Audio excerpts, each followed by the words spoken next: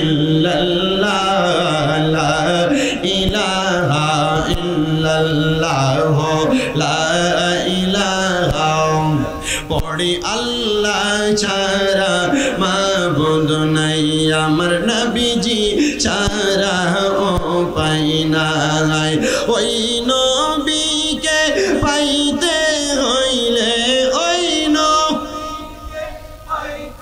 হইলে কামেল ওলিদের দয়া চাই লা ইলাহা ইল্লাল্লাহ লা ইলাহা ও নামাজ রোজা চাইর না কেহ মা বাবার খেদমত চাইর না আমার নবীর দরুদ হইল না পর নবীর দরুদ আমার নবীও তোমায় ভুলবে না লা ইলাহা ইল্লাল্লাহ লা ইলাহা হায়রে অনেক দূরে মদিনা আমরা কেমনে যাব জানি না পড়েন অনেক দূরে মদিনা আমরা কেমনে যাব জানি না দয়াল আল্লাহ দয়া করেন দয়া করেন নসিব করেন মদিনা লা ইলাহা ইল্লাল্লাহ লা ইলাহা লা ইলাহা ইল্লাল্লাহ মুহাম্মাদুর রাসূলুল্লাহ সাল্লাল্লাহু আলাইহি ওয়াসাল্লাম।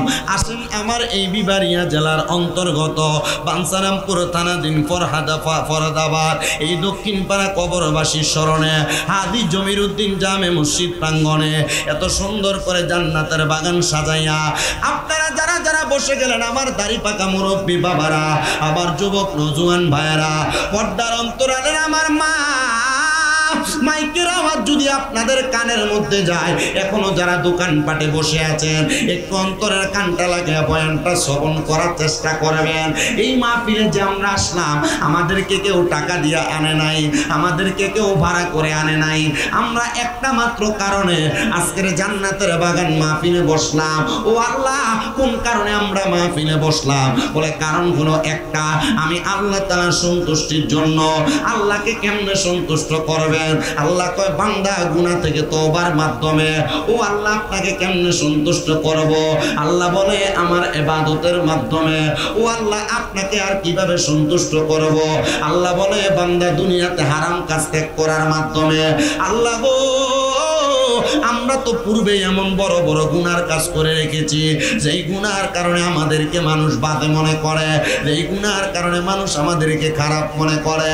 আল্লাহ, আমার গুনার কারণে আপনি আমারে খারাপ মনে করবেন, আমি বান্দাকে গুনাহগার বলে ময়দানে মাশরে ডাক দিবেন। এ আমার দাড়ি পাকা মুরব্বি বাবাজিরা গো, একটা বার চিন্তা করে দেখেন, আপনার জীবনে অনেক গুনাহ, আপনার গুনার খবর আপনার সন্তান জানে না। যদি জানতো বাপ কইরা ডাক দিত না।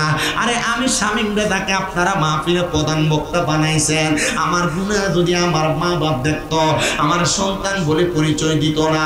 আপনারা যদি দেখতেন বক্তা বানায়া বসাইতেন না। আল্লাহর দরবারে লাখ লাখ শুকরিয়া। ও আল্লাহ গো, পর্দার অন্তরালে আমার অনেক মা বোনেরা বসছে, এদের গুনাহ যদি এদের সন্তান দেখতো, এদেরকে মা বলে ডাক দিত না। এ আমার যুবক ভাই, তোমার জীবনের গুনাহ যদি তোমার সন্তান মা বাপ দেখতো, তোমার কিন্তু সন্তান বলে পরিচয় দিত না। আল্লাহর দরবারে লক্ষ কোটি শুকরিয়া জানাই যে আল্লাহ আপনার আমার গুনাহগুলা গোপন করে রাখছে। ও আল্লাহ, আমরা তো এত গুনাহ করলাম, আপনি কি আমাদের গুনাহগুলা মাফ করবেন নাকি? আল্লাহ বলে বান্দা, অবশ্যই তোমাদের গুনাহগুলা মাফ করা হবে। আসেন না রে বান্দা, কত গুনাহ তো করলেন লুকিয়া লুকিয়া, কত গুনাহ তো করলেন গোপনে গোপনে, কত গুনাহ তো করলেন পর্দার আড়ালে, কত গুনাহ তো করলেন দরজা লাগায়া। মানুষ আপনার গুনার খবর জানে না রে মুরব্বী বাবা। এই গুনার কবর যদি জানতো আপনার এলাকার মধ্য থেকে দূর দূর করে তাড়াইয়া দিত।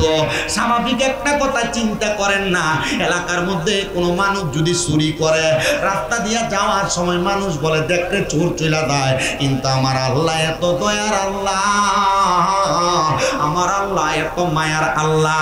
আমরা যে নামাজ পড়ি না, আল্লাহ যদি চাইতো আমরার কপালে লেখা দিতে পারতো বেনামাজি। আমরা যে রোজা রাখি না, আল্লাহ যদি চাইতো আমরার কপালে লেখা দিতে পারতো বেরোজগার। আল্লাহ কয় বান্দা তুমি যত গুনাহ করো না কেন, লা তাকনা তুমি রহমাতিল্লাহ, আমি আল্লাহর রহমত থেকে তোমরা নিরাশ হও না। ইন্নাল্লাহা ইয়াগফিরু যুনুবা জামিআ, নিশ্চয়ই এমন আল্লাহ, তিনি এমন আল্লাহ যিনি সকল প্রকার বড় বড় গুনাহগুলা ক্ষমা করে দেয়। ইন্নাল্লাহা গফুরুর রহিম, নিশ্চয়ই আল্লাহ তাআলা ক্ষমাশীল এবং দয়ালু। আসেন না ওই দয়ালু ক্ষমাশীল আল্লাহর কাছে জীবনের গুনাহগুলা মাফ করানোর জন্য মুহাব্বতের আওয়াজে আল্লাহ তাআলার ইসমে জাতের জিকিরে মশগুল হয়ে যায়, ডাক দেয় আল্লাহ আল্লাহ আল্লাহ আল্লাহ আল্লাহ আল্লাহ।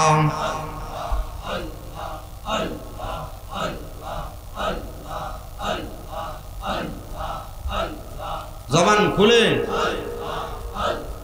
আল্লাহর ডাকে স্মরণ নাই। আল্লাহ আল্লাহ আল্লাহ আল্লাহ, দমে দমে গফর নাম আল্লাহু আল্লাহ, দমে দমে মারহাবা আল্লাহ আল্লাহ।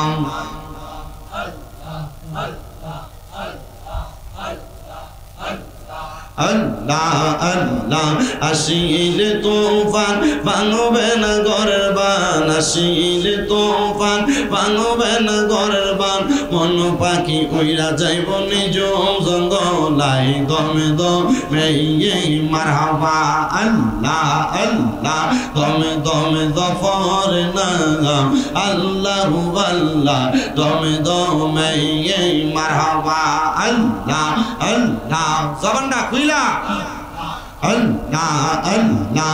কেবা তোমার বইনু ভাই সঙ্গের সাথী কেহ নাই, কেবা তোমার বইনু ভাই সঙ্গের সাথী কেহ নাই, পড় পাড়ে যাইবার বেলা কাউরে পাইবা না, মারহাবা আল্লাহু আল্লাহ, দমে দমে মারহাবা আল্লাহ আল্লাহ।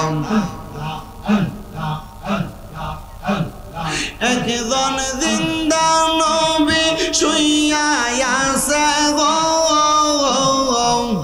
মদিনার শহরে, নবী গো আর কি দেখা হবে নি জীবনে, মারহাবা আল্লাহ আল নবী গো আর কি দেখা হবে নি জীবনে, মারহাবা আল্লাহ। আমরা নিদিরা যাইতে সময় কাটে গো নবী, আপনার দরুদ পড়ে নবী গো আর কি দেখা হবে নি জীবনে, মারহাবা আল্লাহ আল্লাহ। আপনি পাঞ্জা তন গহ নবীজি, আপনি পাঞ্জা তন ও গহ নবীজি, আপনি পাঞ্জা তন, মারহাবা আল্লাহ আল্লাহ। হযরত আলী মা ফাতেমা, হযরত আলী মা ফাতেমা, হাসান হোসেন গন ও গহ নবীজি, আপনি পাঞ্জা তখন, মারহাবা আল্লাহ আল্লাহ। আপনার নূরে বানাই আল্লাহ সারা জগৎ ধন, আপনাকে দেখাইতে আল্লাহ বানাইছে জাহান, ও গো নবীজি আপনি জানের জাহান, মারহাবা আল্লাহ আল্লাহ। আপনি জানের জান গো নবীজি, আপনি জানের জাহান, ও গো নবীজি আপনি প্রাণের প্রাণ, মারহাবা লা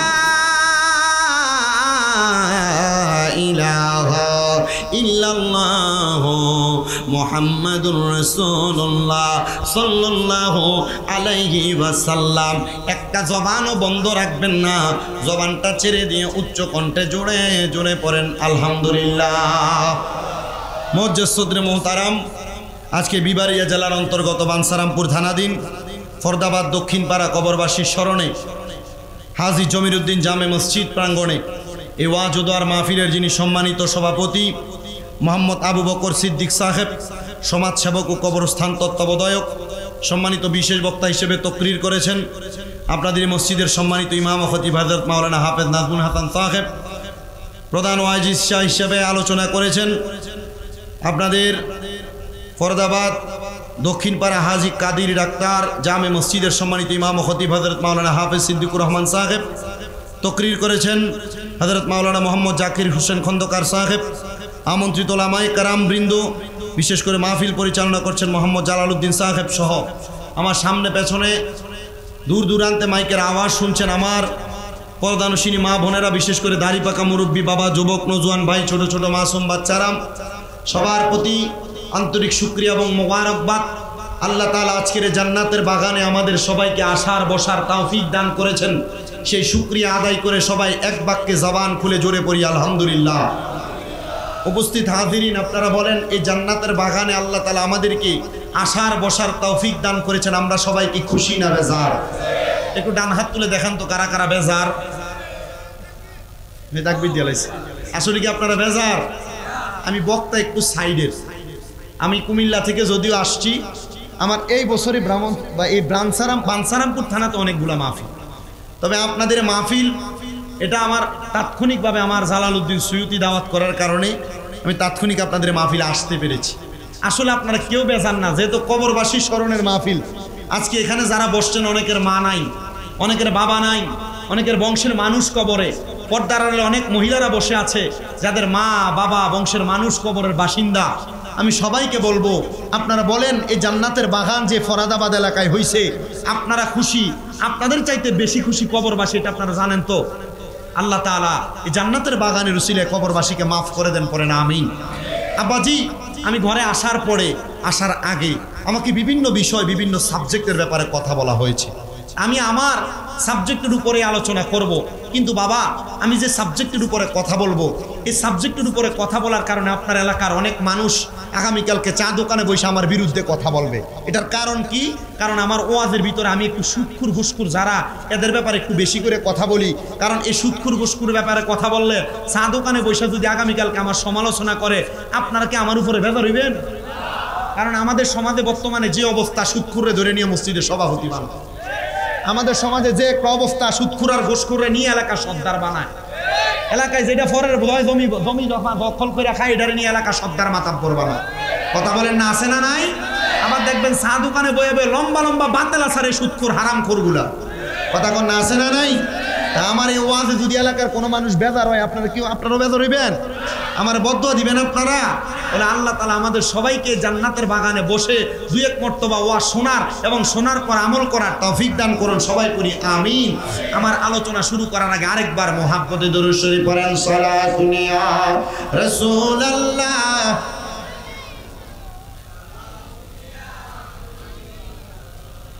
আমার মুসলমান ইমানদারেরা, ডাইনে বামে না গিয়ে ডাইরেক্ট আমি আমার আলোচনার মধ্যে ঢুকে যাই।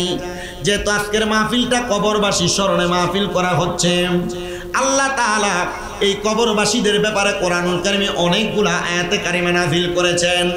আমি 3টা আয়াতে কারিমার সামঞ্জস্য করে আপনাদেরকে কয়েকটা কথা বলে যাব।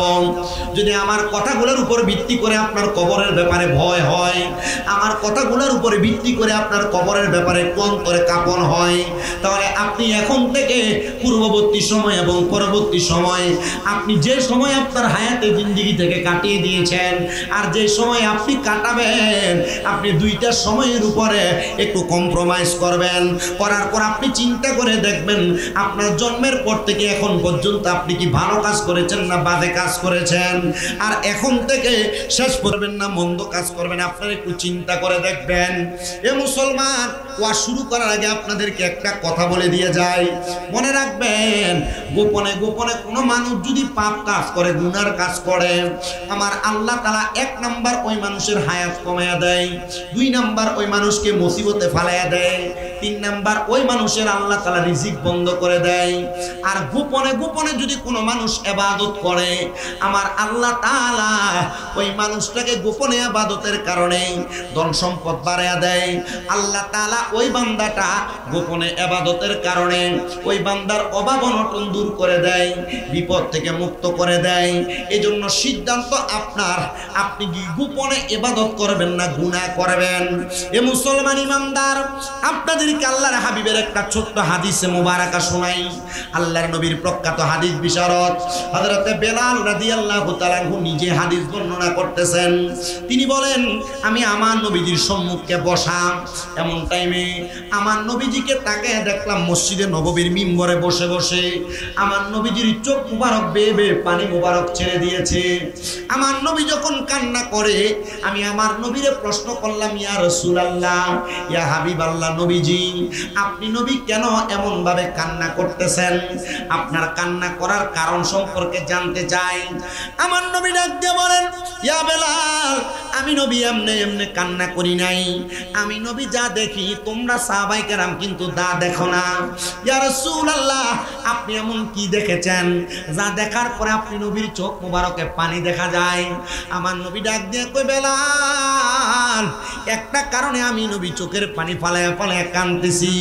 এ বেলাল, আমি নবী যখন মসজিদে নববীর মিম্বরের মধ্যে দাঁড়িয়ে গেলাম, দাঁড়ানোর সাথে সাথে আল্লাহ তাআলার ফেরেশতা হযরত জিবরাইল আলাইহিস সালাতু ওয়াস সালাম আমি নবীর কাছে খবর দিয়েছি, ইয়া রাসূলুল্লাহ, ইয়া হাবিবাল্লাহ নবীজি, আপনি নবীর পেছনে নামাজ আদায় করতেছে এমন অনেক মুসল্লিরা আপনার সামনে বসা, কিন্তু নবী, ও মায়ের নবী, যারা আপনি নবীর পেছনে নামাজ আদায় করার পরে এখান থেকে যাওয়ার পরে আপনি নবীর ব্যাপারে তারা কুচ্ছা রটনা করে, আপনি নবীর ব্যাপারে তারা বাজে বাজে মন্তব্য করে, আপনি নবীকে নিয়ে তারা সমালোচনা করে, আপনি নবীকে মারার জন্য তারা বিভিন্ন পায়তারা করে।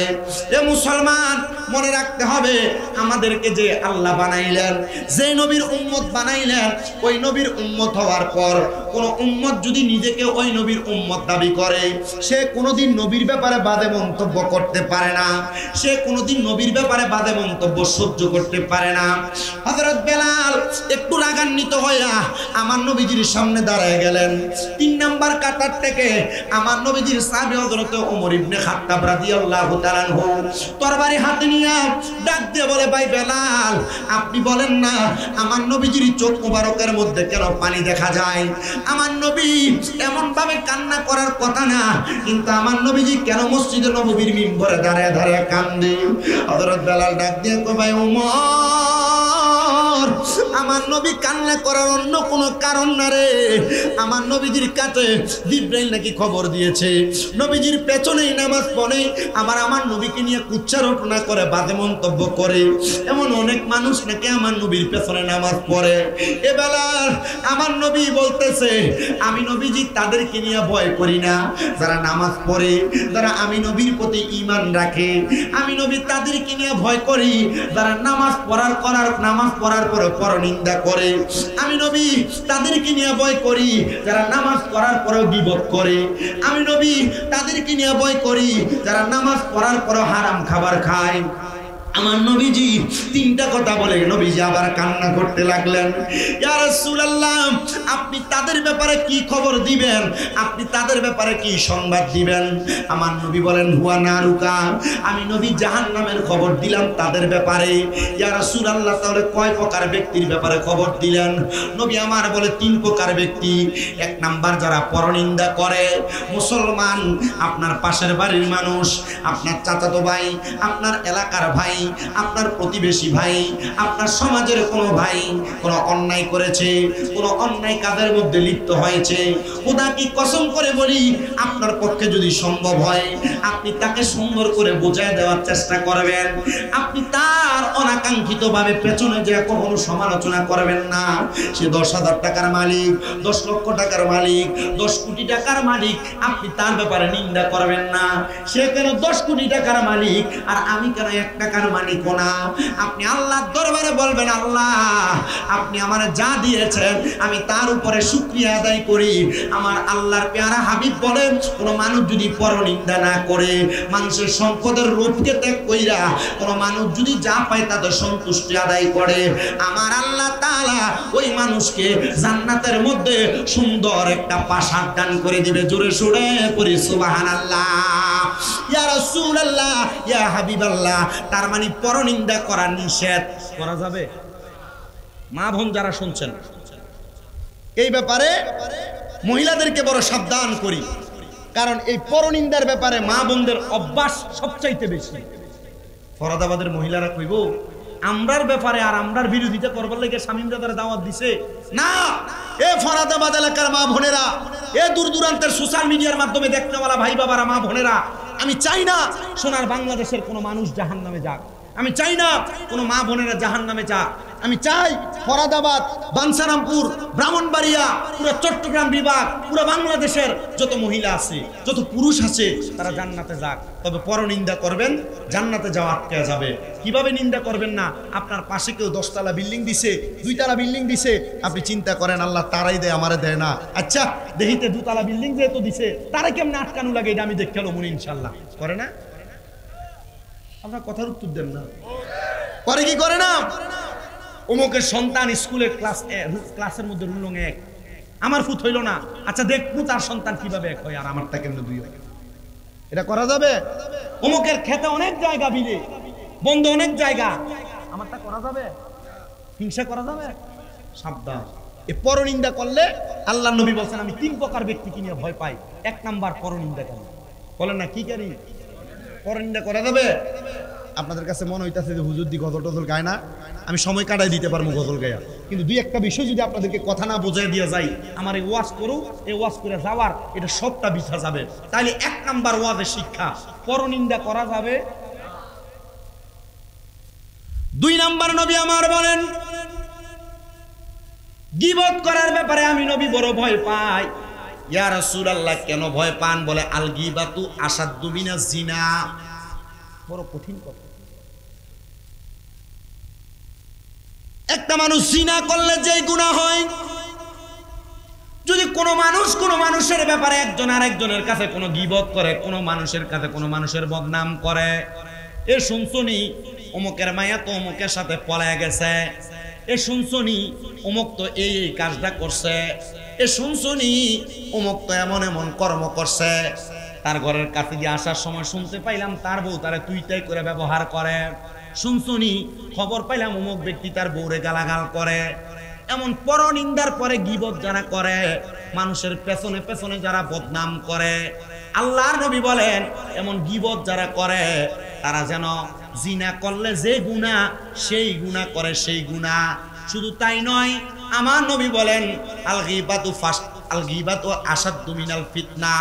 আল্লাহর হাবিব সাল্লাল্লাহু আলাইহি ওয়াসাল্লাম নবী আমার বলতেছে এই গীবতের মতো বড় ফিতনা আর দুনিয়াতে কোনো কিছু হইতে পারে না। আবার নবীজি সাল্লাল্লাহু আলাইহি সাল্লামের তিরমিজি শরীফের একটা হাদিস পড়ে দেখলাম, আমার নবী বলেন কোনো মানুষ যদি কোনো মানুষের পেছনে পেছনে গীবত করে বদনাম করে, তাহলে সে যেন তার নিজের মায়ের সাথে 70 বার জিনা করে, মেলামেশা করে। এ বাবা, স্ত্রীর সঙ্গে যেই কাজ করা যায় মায়ের সাথে সেই কাজ করা যায় না। তো আপনি যদি একজনের নামে বদনাম করার কারণে, গীবত করার কারণে, পেছনে কথা বলার কারণে আপনার মায়ের সাথে 70 বার জিনা করার গুনাহ আপনার আমলনামায় হয়, তাহলে এমন গীবত করা যাবে না। বিশেষ করে যুব সমাজ, মুরব্বী সমাজ, মা বোন যারা শুনতেছেন আপনাদেরকে বলতেছি, আপনারা যদি জিনার এমন গীবতের কাজ করেন, এক জালের কথা আরেক জালে লাগান, এক ননদের কথা আরেক ননদে লাগান। লাগান, এই বাড়ির কথা ওই বাড়িতে লাগান। এটার কারণে আপনার বাবার সাথে আপনি 70 বার জিনা করলে যে গুনাহগার, আপনি সমতল পরিমাণ গুনাহ আমলনামায় হয়ে যাবে। নবী বলেন শুধু তাই না, মুসনাদে আহমদের একটা হাদিস 4 নাম্বার আমার নবী বলেন, দুনিয়ার জমিনে কোনো মানুষ যদি কোনো মানুষের পেছনে পেছনে গীবত করে, বদনাম করে, কোনো মানুষের পরনিন্দা করে, আল্লাহর হাবিব সাল্লাল্লাহু আলাইহি সাল্লাম বলে এই যে গীবত করলো, এই গীবতের কারণে ওই ব্যক্তিকে যদি বলা হয় তার ভাই মারা গেছে, মারা যাওয়ার পরে তার মরা ভাইয়ের শরীর থেকে কামড়ায় কামড়ায় গোশত খাওয়ার জন্য, এ ভাই তুমি কি পারবা? বলে না পারবো না। আল্লাহর নবী বলে কোন মানুষ যদি কোনো মানুষের নামে গীবত করে, সে যেন তার মরা ভাইয়ের গোশত খায়, সে যেন তার মরা ভাইয়ের গোশত খায়, সে যেন তার মরা ভাইয়ের গোশত খায়। গীবত করা থেকে সাবধান, গীবত করা যাবে না, পেছনে বদনাম করা যাবে না, পেছনে পেছনে সমালোচনা করা যাবে না, এগুলা থেকে বড় সাবধান থাকা লাগবে। আল্লাহর নবী বলেন আমি মেরাজে যাওয়ার পর এক প্রকার মানুষ দেখলাম যাদের জিহ্বাটাকে গরম লোহার রড দ্বারা আগুনের মধ্যে শেক দিয়ে টানায়া ফেলা হয়েছে। ইয়া রাসূলুল্লাহ, তারা কারা? তাদের ব্যাপারে আপনি আমাদেরকে খবর দেন। নবী বলেন ওই মানুষ যারা মানুষের পেছনে পেছনে বদনাম করেছে, যারা মানুষের পেছনে পেছনে সমালোচনা করেছে, যারা মানুষের পেছনে পেছনে গীবত করেছে, আল্লাহর নবী বলেন ওই মানুষদের জিহ্বাটাকে এমন ভাবে আগুনের কেচি দিয়ে কাটা হবে যেমন কাটার কারণে মানুষটা তোতলা এবং বুবার মতো হয়ে যায়।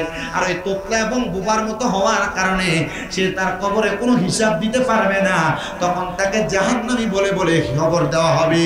কিন্তু নবীজি আপনার কাছে জানতে চাই, আমরা গীবত করি না। দোকানে বইসা থাকলে আমাদের এলাকার কয়েকটা লোক আছে যারা দোকানে আসলে মানুষের নামে গীবত করে। দেখবেন এলাকায় এমন কয়েকটা শয়তান মার্কা টেটনা মার্কা লোক থাকে, এরা দোকানে গেলে একজন আরেকজনের নামে বদনাম করে বলেন, এমন শয়তান মার্কা লোকও ফরাদাবাদে আছে না নাই? ওয়াজ কমন, পুরা কমন, অভাব নাই এমন লোকের। চা দোকানে বসলে একজন আরেকজনের সমালোচনা করে। আপনাদের কি কষ্ট হইতেছে? এই ভাইজান এদিক দিয়ে ডাক দে তারে, তুমি একজন তো পুরা মাঠের বাজার বানাই লইলা, ওয়াজ কি করছি জবাব দন লাগবো বেটা। আমি গীবতের ওয়াজ করতেছি, গীবত মানুষের সমালোচনা, জাহান্নাম থেকে বাঁচাতে চাই। আপনাকে চান না বাঁচতে? নবী আমার বলতেছে, আপনার মনে প্রশ্ন থাকতে পারে হুজুর আমি গীবত করি না। গীবত কি করি না? আমি কারো সমালোচনা করি না হুজুর। চা দোকানে দিয়ে বসলে আমরা এলাকার 2-1 আছে, এরা দোকানে বইলেই খালি মানছে এটা এটা কথা সমালোচনা করে, আছে না? ওই বহুত কইছে আছে। হুজুর আমরা গীবত করি না, তবে কান দিয়া শুনতে বড় ভালো লাগে। হে করে না কিন্তু শুনতে খুব মজা। গীবত মানুষের নামে এই বদনাম সদনাম করলে মেম্বার কোনটা এটা না? মেম্বার একটু বইয়েন ভালো কইরা, মেম্বারের কাছে একটু বেশি কয়, অন্যায় না করলেও মেম্বারের কাছে বিচার দেয়। এরে ক্যামেরাম্যান বস না। এই গীবত যারা করে না কিন্তু শুনতে বড় মজা লাগে, আল্লাহর নবী বলেন যারা দুনিয়াতে গীবতের কথাগুলো শুনে, শোনার পর তাদের কানের মধ্যে 2টা শাহাদাত আঙ্গুল ঢুকায় না, এবং যতক্ষণ পর্যন্ত গীবতকারীর মুখের আওয়াজ তার কানের থেকে সরে না, আমার আল্লাহ তাআলা ওই বান্দা যদি তার কান দিয়া গীবতের কথাগুলা শোনে, তাহলে আগুনের মধ্যে গরম সীসাকে গরম কইরা নরম কইরা ওই গীবত শুননেওয়ালা ব্যক্তির কানের মধ্যে ঢালাই করে দেওয়া হবে। আল্লাহর কাছে প্রশ্ন করবে, আল্লাহ আমার কানকে কেন আপনি আগুনের গরম সীসাটা ঢালাই করে দিয়েছেন? আল্লাহ তাআলা তখন জবাব দিবে, রে বান্দা তুমি তো দুনিয়াতে গীবত শুনতে বড় আরাম পাইতা, গীবত শুনতে বড় মজা পাইতা। বলে হুজুর আমি গীবত শুনিও না করিও না। দেখবেন অনেক মানুষ আছে এলাকার বড় বিশ্বস্ত, তার কাছে যে যেইটা বলে সেটাই তার কাছে ভালো লাগে।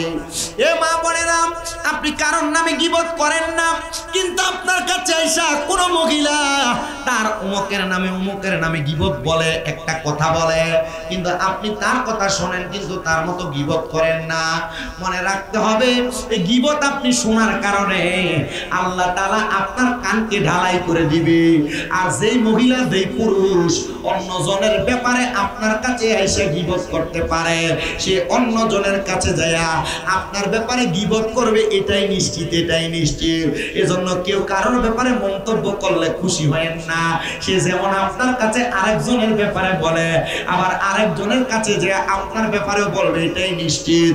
এজন্য আপনার কাছে কারোর ব্যাপারে গীবত করার সুযোগ দিবেন না, কারোর ব্যাপারে মন্তব্য করার সুযোগ দিবেন না। আল্লাহর নবী রাহমাতুল লিল আলামিন নবী আমার বলে, উম্মত শুধু তাই নয়, গীবতকারীর জিহ্বাগুলো হবে 3.5 হাত করে লম্বা। গীবতকারীর জিহ্বাগুলো হবে 3.5 হাত করে লম্বা। আর সামান্য 1 বিঘা জিহ্বার ভার আমরা বহন করতে পারি না। গীবতকারীর যখন জিহ্বাটা 3.5 হাত লম্বা হবে, তার পা যেমন লম্বা, তার পায়ের পরিমাণ লম্বা হয়ে গীবতকারীর জিহ্বাটা মাটির মধ্যে গড়াগড়ি করবে। আরে তখন কবরের মধ্যে অন্যান্য নবীর উম্মতেরা, অন্যান্য ব্যক্তিরা জিজ্ঞাসা করবে, তারা কারা যাদের জিহ্বাগুলা 3.5 হাত করে এত লম্বা লম্বা? বলে তারা আর কেউ না, তারা পরনিন্দা করার পর গীবত করনেওয়ালা ব্যক্তি, গীবত করনেওয়ালা ব্যক্তি, গীবত করনেওয়ালা ব্যক্তি। এবার আপনারা বলেন, এমন কঠিন আযাব থেকে বাঁচার জন্য আমাদের সবাইকে গীবত ছাড়া দরকার আছে না নাই? আল্লাহুম্মা সাল্লি আলা সাইয়্যিদিনা মুহাম্মাদ নাবিয়ানা মাওলানা মুহাম্মাদ আল্লাহ সাইয়্যিদ নাবিয়ানা।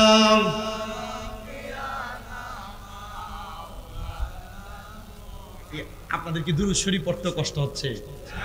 দুরূদ শরীফের আরেকটা ওয়াক্য শোনাই। আপনারা কি কষ্ট করে বসতে আছেন না রাজি? আমি জানি না। এই তোমরা ফাঁকার সামনে থেকে সরো না।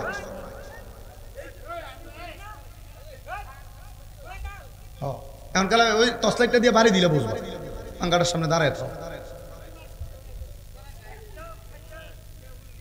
আচ্ছা, মুরব্বির রাগারাগির দরকার নাই, কারণ জায়গাটা একটু ছোট, মানুষ কষ্ট করে দাঁড়াইছে।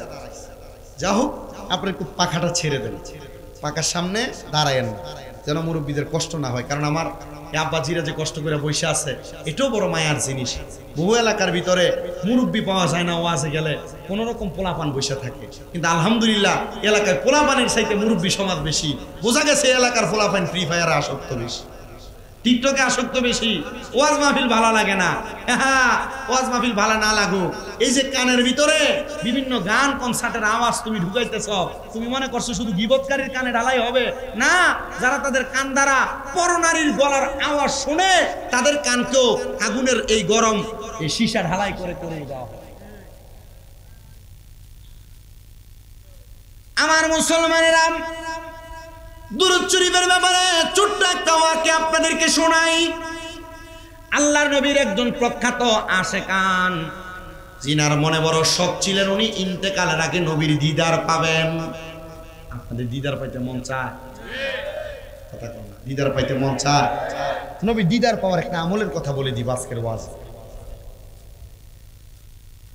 আল্লাহর নবীর দিদার পাওয়ার জন্য কান্দেন। আর আমি নিজেও গত বছর যখন মদিনা শরীফ গিয়েছি, মদিনা শরীফ যাওয়ার পর আমি আল্লাহর হাবিবের রওজার দিকে তাকায়া তাকায়া দোয়া করেছি, ওগো আল্লাহর হাবিব, আল্লাহ তাআলার অশেষ রহমতে আপনার রওজার সামনে আইসা দাঁড়ানোর ক্ষমতা আল্লাহ তাআলা আমারে দিবেন। কিন্তু নবীজি গো, আপনার রওজার সামনে দাঁড়ায় দাঁড়ায় সালাম দেই। কাফেররা আপনি নবীকে দেখেছে, মুনাফিকরা আপনি নবীকে দেখেছে, কিন্তু আপনি নবীর উম্মত। আমি যদি আমার মরণের আগে আপনি নবী আমি না দেখতে পাই, আমার তো কলিজা ঠান্ডা হবে না। ইয়া রাসূলুল্লাহ, ইয়া হাবিবাল্লাহ, আমার মরণের আগে একবার আপনি আপনার রওজা মুবারক থেকে আমারে দেখা দিয়েন। আল্লাহর নবী রাহমাতুল লিল আলামিন নবীকে দেখার একটা উত্তম আমল, দুইটা উত্তম আমল। এক নাম্বার উত্তম আমল হলো সালাতুত তাহাজ্জুদের নামাজ, আর দুই নাম্বার উত্তম আমল হলো নবীজির উপর বেশি বেশি দুরূদ শরীফ আদায় করা। আর আশেক তো সুরে সুরে নবীকে দেখার জন্য কত সুন্দর লাগতেছে। মদিনা মদিনা আশেক মুমিনের ঠিকানা, বলেন মদিনা মদিনা আশেক মুমিনের ঠিকানা।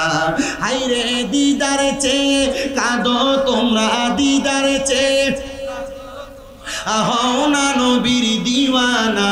মদিনা মদিনা আশেক মুমিনের ঠিকানা, বলেন মদিনা মদিনা আশেক মুমিনের ঠিকানা। হায়রে জালালউদ্দিন সুয়ুতি ৭৫ বার দেখলো নবীজি, বলেন জালালউদ্দিন ৭৫ বার দেখল নবীজি। এতবার দেখিয়াও নবী, এতবার দেখিয়াও নবী তৃপ্তি তাহার হলো না। মদিনা মদিনা আশেক মুমিনের ঠিকানা, বলেন মদিনা মদিনা আশেক মুমিনের ঠিকানা। হায়রে দিদার চেয়ে কাঁদো তোমরা, দিদার চেয়ে কাঁদো তোমরা, হও না নবীর দিওয়ানা। মদিনা মদিনা আশেক মুমিনের ঠিকানা, বলেন মদিনা মদিনা আশেক মুমিনের ঠিকানা। হায়রে কালো হাবশি বেলালে ভালোবাসলো ওই পাগলে, বলেন কালো হাবশি বেলালে ভালোবাসলো ওই পাগলে। ইসলামের প্রথম মুয়াজ্জিন, ইসলামের প্রথম মুয়াজ্জিন বানাইলেন রাব্বানা। মদিনা মদিনা আশেক মুমিনের ঠিকানা, বলেন মদিনা মদিনা। আমার মুসলমান ইমানদার, কেন মদিনায় যাবেন? আপনার কাছে আমি নবীর একটা হাদিসে মোবারকা শোনায়া দেই। আল্লাহর নবী বলে, মান যারা কবরি ওয়াজাবাত লাহু শাফাআতি ইয়াউমাল কিয়ামা। যেই ব্যক্তি আমি নবীর রওজা মোবারক জিয়ারত করলো, তার জন্য সুপারিশ করা আমি নবীর জন্য অত্যাবশ্যক হয়ে যায়। আর নবী যদি আপনার জন্য সুপারিশ করে, আপনার জান্নাতে যাওয়া কেউ আটকাইতে পারবে না। ইয়া রাসূলুল্লাহ, নবী গো, ও দয়ার নবীজি, আপনি নবীর রওজা মোবারক বারবার জিয়ারত করতে পারি নাই। আমি আমার নবীজির রওজার সামনে দাঁড়ায়া দাঁড়ায়া তিনটা কথা বলেছি, ইয়া রাসূলুল্লাহ, আমি অল্প বয়সে আপনার রওজার সামনে আসছি, আলহামদুলিল্লাহ। দ্বিতীয় আমার আরেকটা আশা, আমি যেন আমার মা বাবারে নিয়ে আপনার রওজার সামনে আসতে পারি, আপনি দোয়াটা কবুল করেন। ও মায়ার নবী, বাংলাদেশে ওয়াজ মাহফিলে গেলে কত মানুষ নিয়ে ওয়াজ করি, তারা তো আপনি নবীর পাগল, আপনি নবীর উম্মত, আপনি নবীর আশিক, আপনি তাদেরকে একবার হইল মক্কা মদিনা দেখার সুযোগ করে দিয়েন। আমার মুসলমান, আমি কত মানুষ দেখছি মদিনা শরীফের দিকে তাকায়া তাকায়া চোখের পানি ফালায়া কান্দে। নবীজির ওই আশিক, উনি বলেন আমি সারাটা জীবন নবী নবী বলে কান্না করতেছিলাম। আমার বয়স 45 হয়ে গেছে, আমি নবীকে দেখার জন্য দুরূদ পড়ে পড়ে কান্দি, তাহাজ্জুদ পড়ে পড়ে কান্দি, কিন্তু আমার আল্লাহ তাআলা আমার নবীর দিদার আমার দেখায় না। হায়রে, যখন আমার নবীর আমার দিদার দেয় না, আমি আমার আল্লাহ তাআলার কাছে বারবার কান্না করতে লাগলাম। আমার বয়স 45, আমি নবীর কাছে যখন বারবার কান্দি, আল্লাহর কাছে বারবার কান্দি, আমার নবীর দিদার যখন আমি পাই না, আমি বিবাহ করলাম না। আমি হঠাৎ একদিন 45 বছর বয়সে রাগান্বিত হইয়া আমি চিন্তা করলাম আর বলতে লাগলাম, 45 বছর বয়স পর্যন্ত যেহেতু নবী নবী বলে ডাকছি, নবীর দিদার পাই নাই, আজকে আমি আর নবী নবী বলে ডাকবো না। তিনি বলেন, আমি যখন ওই দিন নবীরে না ডাইকা তাহাজ্জুদ নামাজ না পইরা আমার ঘরের মধ্যে ঘুমায় গেলাম, এমন টাইমে আমি দেখলাম আমার একটা অন্ধকার ঘর নূরের আলোতে ঝলমল ঝলমল করতেছে। আমি আমার এই ঘরটা দেখলাম, আমি নূরের আলোতে চোখ খুলতে পারতেছি না। আমি হঠাৎ করে তাকিয়ে রইলাম, কিন্তু আমার এমন আলো আমার চোখের মধ্যে লাগে, আমি বুঝতে পারলাম না এটা কিসের আলো, যে আলোর কারণে আমার চোখটা খুলতে পারতেছি না, আর চোখে আমি দেখতেছি না। আমি প্রশ্ন করলাম, কে আমার ঘরের মধ্যে তোমরা আলো জ্বালাইলা? আমার কেউ কোনো জবাব দেয় না। আমি হঠাৎ করে তাকে দেখলাম সাদা রঙের পোশাক পরা, মুখের উপরে কাপড় দেওয়া, আমার সামনে এসে আমার মাথাটার মধ্যে হাতটা বুলিয়ে দিতেছে। প্রশ্ন করলাম, কে আপনি? উনি আমার জবাব দেয়, হে আমি নবীর আশিক, হে আমি নবীর প্রেমিক, যেই নবীকে দেখার জন্য প্রত্যেক দিন তাহাজ্জুদের নামাজ আদায় করতা, যেই নবীকে পাওয়ার জন্য সব সময় দুরূদ শরীফ আদায় করতা, আমি সেই রাহমাতাল লিল আলামিন নবীজি। তুমি উম্মতে মুহাম্মদীকে দেখার জন্য তোমার ভাঙ্গা ঘরের মধ্যে হাজির হয়ে গেছি। ইয়া রাসূলুল্লাহ, নবী এতদিন পর্যন্ত আপনাকে এত টাকা ডাকলাম, আপনি আমার কাছে আসলেন না। ইয়া রাসূলুল্লাহ, এত ইবাদত করলাম, আপনি নবীর দিদার পাইলাম না। কিন্তু আজকে যে আমি ডাকলাম না, জিদ করে রাগান্বিত হয়ে ঘুমায় গেলাম, আপনি নবী দেখা দিলেন। আমার নবী ডাক দিয়া বলতে দে, রে আমার পাগল, তুমি যখন আমি নবীকে মোহাব্বত করে করে ডাকতা, আমি নবী রওজা মুবারকের মধ্যে থেকে থেকে তোমার মধুর কণ্ঠের আওয়াজ শুনে শুনে আমি নবীর কলিজা ঠান্ডা হইয়া যাইতো। ওরে শুনছনি রে জংলার পাখি, আরে কেন করো ডাকা ডাকি? আরে জঙ্গলে থাকিয়া বুঝি দেখছো নবীরে, বলেন জংলাতে থাকিয়া বুঝি দেখছো নবীরে। ইয়া রাসূলুল্লাহ, শুধু নাম শুনি কানে, বলেন ইয়া রাসূলুল্লাহ শুধু। এগুলো কিন্তু আমার এই বয়স্ক বাবারা, আপনাদের পূর্ববর্তী বয়স, আপনারা এগুলো অনেক শুনছেন, কিন্তু এখন এগুলো বন্ধ। এখন বিয়ে বাড়িতে ডিজে পার্টির কনসার্ট আর গান বাজনা, আগে বাড়িতে বাড়িতে তো, এখন সব বন্ধ হয়ে গেছে। কোরআন তেলাওয়াত আর সবিয়া খতম, সকালে মাইক লাগাইলে কারে কি লাগায় রাখছে, বন্ধ করে ঘরে নিরাল ফললো তো আল্লাহ সওয়াব দেয়। কথা কোন এগুলা বন্ধ এখন। শুনছনি রে জংলার পাখি, আরে কেন করো ডাকা ডাকি?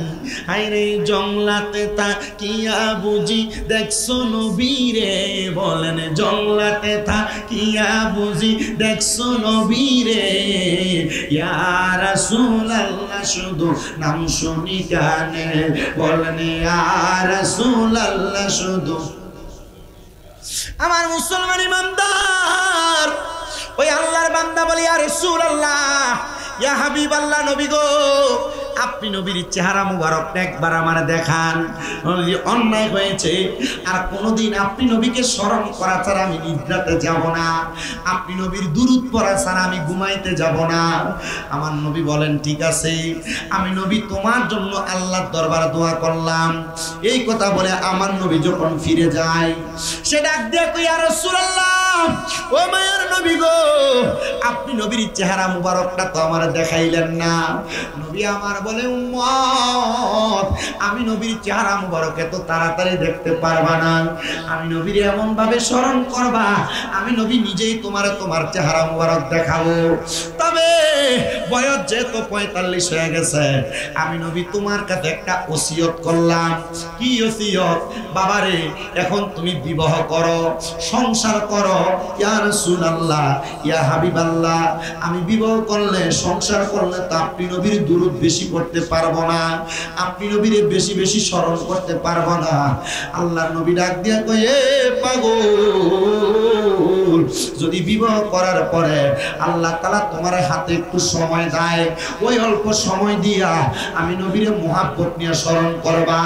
আমি নবীরে কেউ যদি মুহাব্বত নিয়ে স্মরণ করে, আমি নবী রহমাতাল লিল আলামিন নবীজি, সে কোন জায়গায় বসে আমি নবীরে স্মরণ করে, আমি সেই জায়গা চিনি।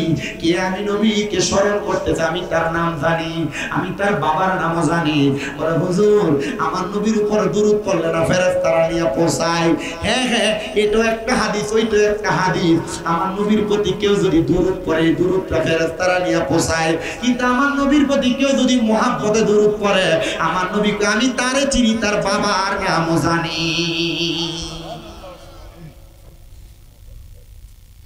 সে ডাক দিয়ে ইয়া রাসূলুল্লাহ, বুঝতে পারলাম এমন কোন হাদিসের আমল হবে যে হাদিসের আমলের মাধ্যমে আপনি নবীর দুরূদ আদায় করাটা আমার জন্য ইবাদতে মশগুল হবে। আমার নবী বলেন, আনাস ইবনে মালিক রাদিয়াল্লাহু তাআলা আনহুর হাদিস। আনাস ইবনে মালিক রাদিয়াল্লাহু তাআলা আনহু আমার নবীকে প্রশ্ন করে, ইয়া রাসূলুল্লাহ, আপনি নবীর প্রতি আমি কত দুরূদ আদায় করব?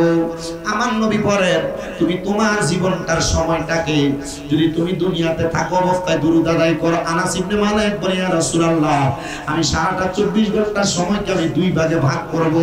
এক ভাগ আপনি নবীর উপরে দুরূদ আদায় করব, আর এক ভাগ আমি আমার দুনিয়ার সময় কাটাবো। আল্লাহর নবী বলেন, আলহামদুলিল্লাহ, তবে এর চাইতে বেশি করতে পারলে আরো ভালো। ওই সাহাবী আনাস ইবনে মালিক বলি, ইয়া রাসূলুল্লাহ, তাহলে আমি পুরাটা সময়কে তিন ভাগে ভাগ করব। আমি দুইটা ভাগ সময় আপনি নবীর প্রতি দুরূদ করব, এক ভাগ সময় আমি আমার দুনিয়ার কাজের জন্য রাখব। আমার নবী বলে, আলহামদুলিল্লাহ, এর চাইতে বেশি পড়লে আরো ভালো। হযরত আনাস ইবনে মালিক বলি, ইয়া রাসূলুল্লাহ, তাহলে চার ভাগ কইরা এক ভাগ আপনি নবী আমি দুনিয়ার কাজে কাটাইব, আর এক ভাগ আপনি নবীর উপর দুরূদ পড়ব। আমার নবী বলে, এ আনাস ইবনে মালিক, আলহামদুলিল্লাহ, তবে আমি নবী ঘোষণা করলাম এর চাইতে বেশি পড়তে পারলে আরো ভালো।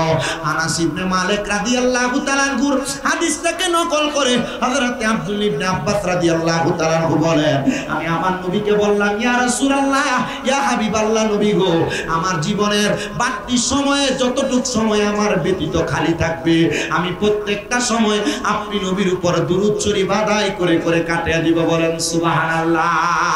এ মুসলমান ইমানদার, ওই ব্যক্তি বলেন, আল্লাহর হাবিবের ইশারা মোতাবেক আমি বিবাহ করলাম। বিবাহ করার পরে আমার একটা সন্তান দুনিয়াতে জন্ম নিল, কিন্তু জন্ম নেওয়ার 2 মাসের মাথায় আমার স্ত্রী ইন্তেকাল করলো। আমি চিন্তা করলাম আমি আরেকটা বিবাহের মধ্যে লিপ্ত হব না। আমি আরেকটা বিবাহে লিপ্ত হইনি, আমার এই সন্তান এবং পরবর্তী বিবাহের কারণে আমার পরিবারটা এলোমেলো হবে, এটার কারণে আমার ইবাদতের মধ্যে বিঘ্নতা ঘটবে।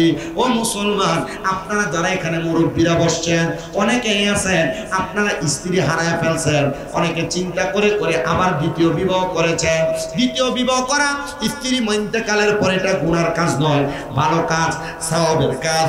তবে আল্লাহর হাবিব সাল্লাল্লাহু আলাইহি ওয়াসাল্লাম নবী বলেন, কোন পুরুষ অথবা মহিলার স্বামী পুরুষের স্ত্রী মারা যাওয়ার পরে ওই পুরুষ যদি তার স্ত্রীর কথা মুহাব্বত মনে নিয়া আর কখনো বিবাহ না করে, আল্লাহর দরবারে তার স্ত্রীর জন্য দোয়া করে, আমার আল্লাহ তাআলা ওই স্ত্রীটাকে 40 জন জান্নাতের হুর গিলমানের সর্দারিনী বানায়া ওই পুরুষের খেদমতে জান্নাতের মধ্যে হাজির করে দিবে। জোরে জোরে বলেন সুবহানাল্লাহ। আর কোন মহিলা স্বামী ইন্তেকাল করার পরে ওই মহিলা যদি তার স্বামীর কথা চিন্তা করে আর বিবাহ না বসে, আল্লাহর নবী বলেন, ওই মহিলা যদি তার সন্তানদেরকে মায়া করে, সন্তানের উপর আদরের নজর দেয়, আদরের হাত বুলিয়ে দেয়, আমার আল্লাহ তাআলার রহমতের ছায়া ওই মহিলাকে দান করেন। আরো জোরে কর না। ওই দিন গত কয়দিন আগে আমি ওয়াজ করে আসছি রাঙ্গামাটি। এই ওয়াজ যখন করলাম, এই গত মনে হয় 4-5 দিন আগে এক লোক ফোন দিতে, হুজুর আপনি যে ওয়াজ করে দিয়ে গেছেন, এখন আমার আব্বা উনি তো বিবাহের জন্য লাফায়, এই ওয়াজটা আমার আব্বার একটু শোনান। আমি কইছি এটা তো ভালো জিনিস বেটা, বিয়ার লাগে লাফ। তোর আম্মা কই? হুজুর মারা গেছে। আমি কই আব্বা বিয়ে করতে মন চাই, তো বিয়ে করো না কেন? আপনি চিন্তা করতেছেন হুজুর বিয়ের অনুমতি দিতেছেন। বর্তমান সমাজের ছেলেরা চাইলেই মা ইন্তেকালের পরে বাপে বিয়ে করাইতো না। চিন্তা করবো কি, মাগো বিয়ে করলে আরেকটা ছেলে মেয়ে যদি হয়, যদি সম্পদের ভাগ দেওয়া লাগে, তুমি শরিয়া বিরোধী কাজ করবা। তোমার আম্মা যান প্রাপ্তবয়স্ক, তোমার আব্বা অ্যাক্সিডেন্টে মারা গেছে, তুমি তোমার আম্মাকে চাইলে বিবাহ দিতে পারবা। আমি ওই দিন একটা নিউজ দেখে আমি খুব খুশি হয়েছি। ছেলে বয়স মনে হয় 17 থেকে 18, তার আব্বা ইন্তেকাল করছে বিদেশে। সে তার আম্মা জানের ইদ্যত 4 মাস 10 দিন শেষ হওয়ার পর সে নিজে পছন্দ করে তার আম্মার কাছে বলছে, আম্মা আপনি চাইলেও নাকি বিবাহ করতে পারে। আপনার কাছে মনে হবে এই মহিলা মনে হয় কত খারাপ, স্বামী ইন্তেকাল করছে বিয়ে বসে বলছে। আমাদের সমাজে তাকে কোন নজরে দেখে? আরে না মিয়া, যদি এই মহিলার শরীরের যৌবনত্বের পাওয়ার থেকে মহিলা বিবাহ বসতে পারবে। আর আপনি কইবেন কি দেখছেন এই বেড়া মরে গেছে, কয়দিন হয়েছে বিয়ে বইয়ে গেছে, কথা কয় না কেন? হয়নি? দেখছো বউ মরে গেছে, 40 দিন যায় না বিয়ে করে ফেলছে, কথা বলেন না কেন?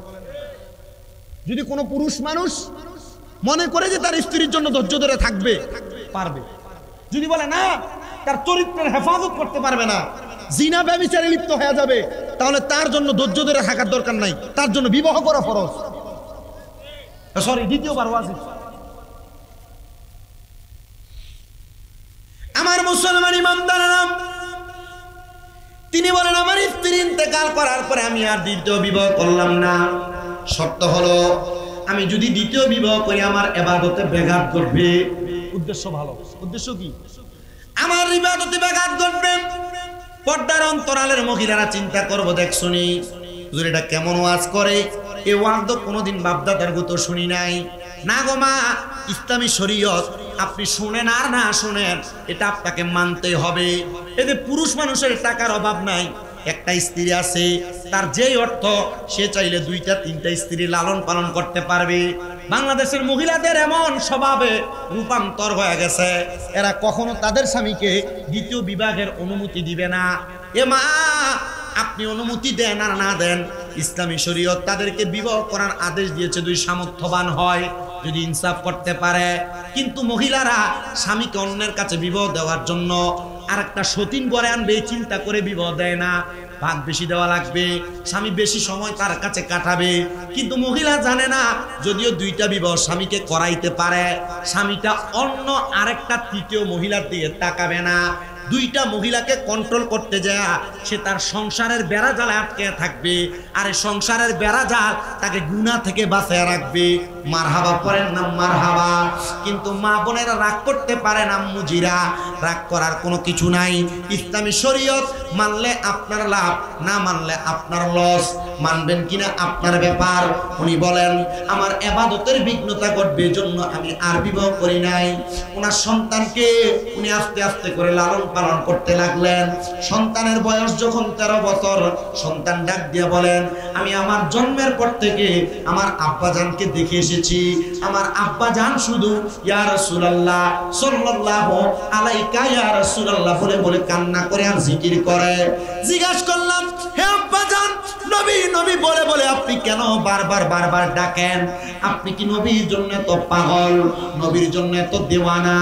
আজকে যে ফরাদাবাদের মানুষ নবীর শানে এত সুন্দর মাহফিল সাজাইলো, কবরবাসী স্মরণে মাহফিল সাজাইলো, তাদের একটাই উদ্দেশ্য ফরাদাবাদ এলাকার যত মানুষ কবরে, ফরাদাবাদ এলাকার যত মানুষ কবরের বাসিন্দা, তারা যেন মরার পরে কবরে যাওয়ার পরে নবীজির সুপারিশ পায়। কথা কন্যা ঠিক কিনা?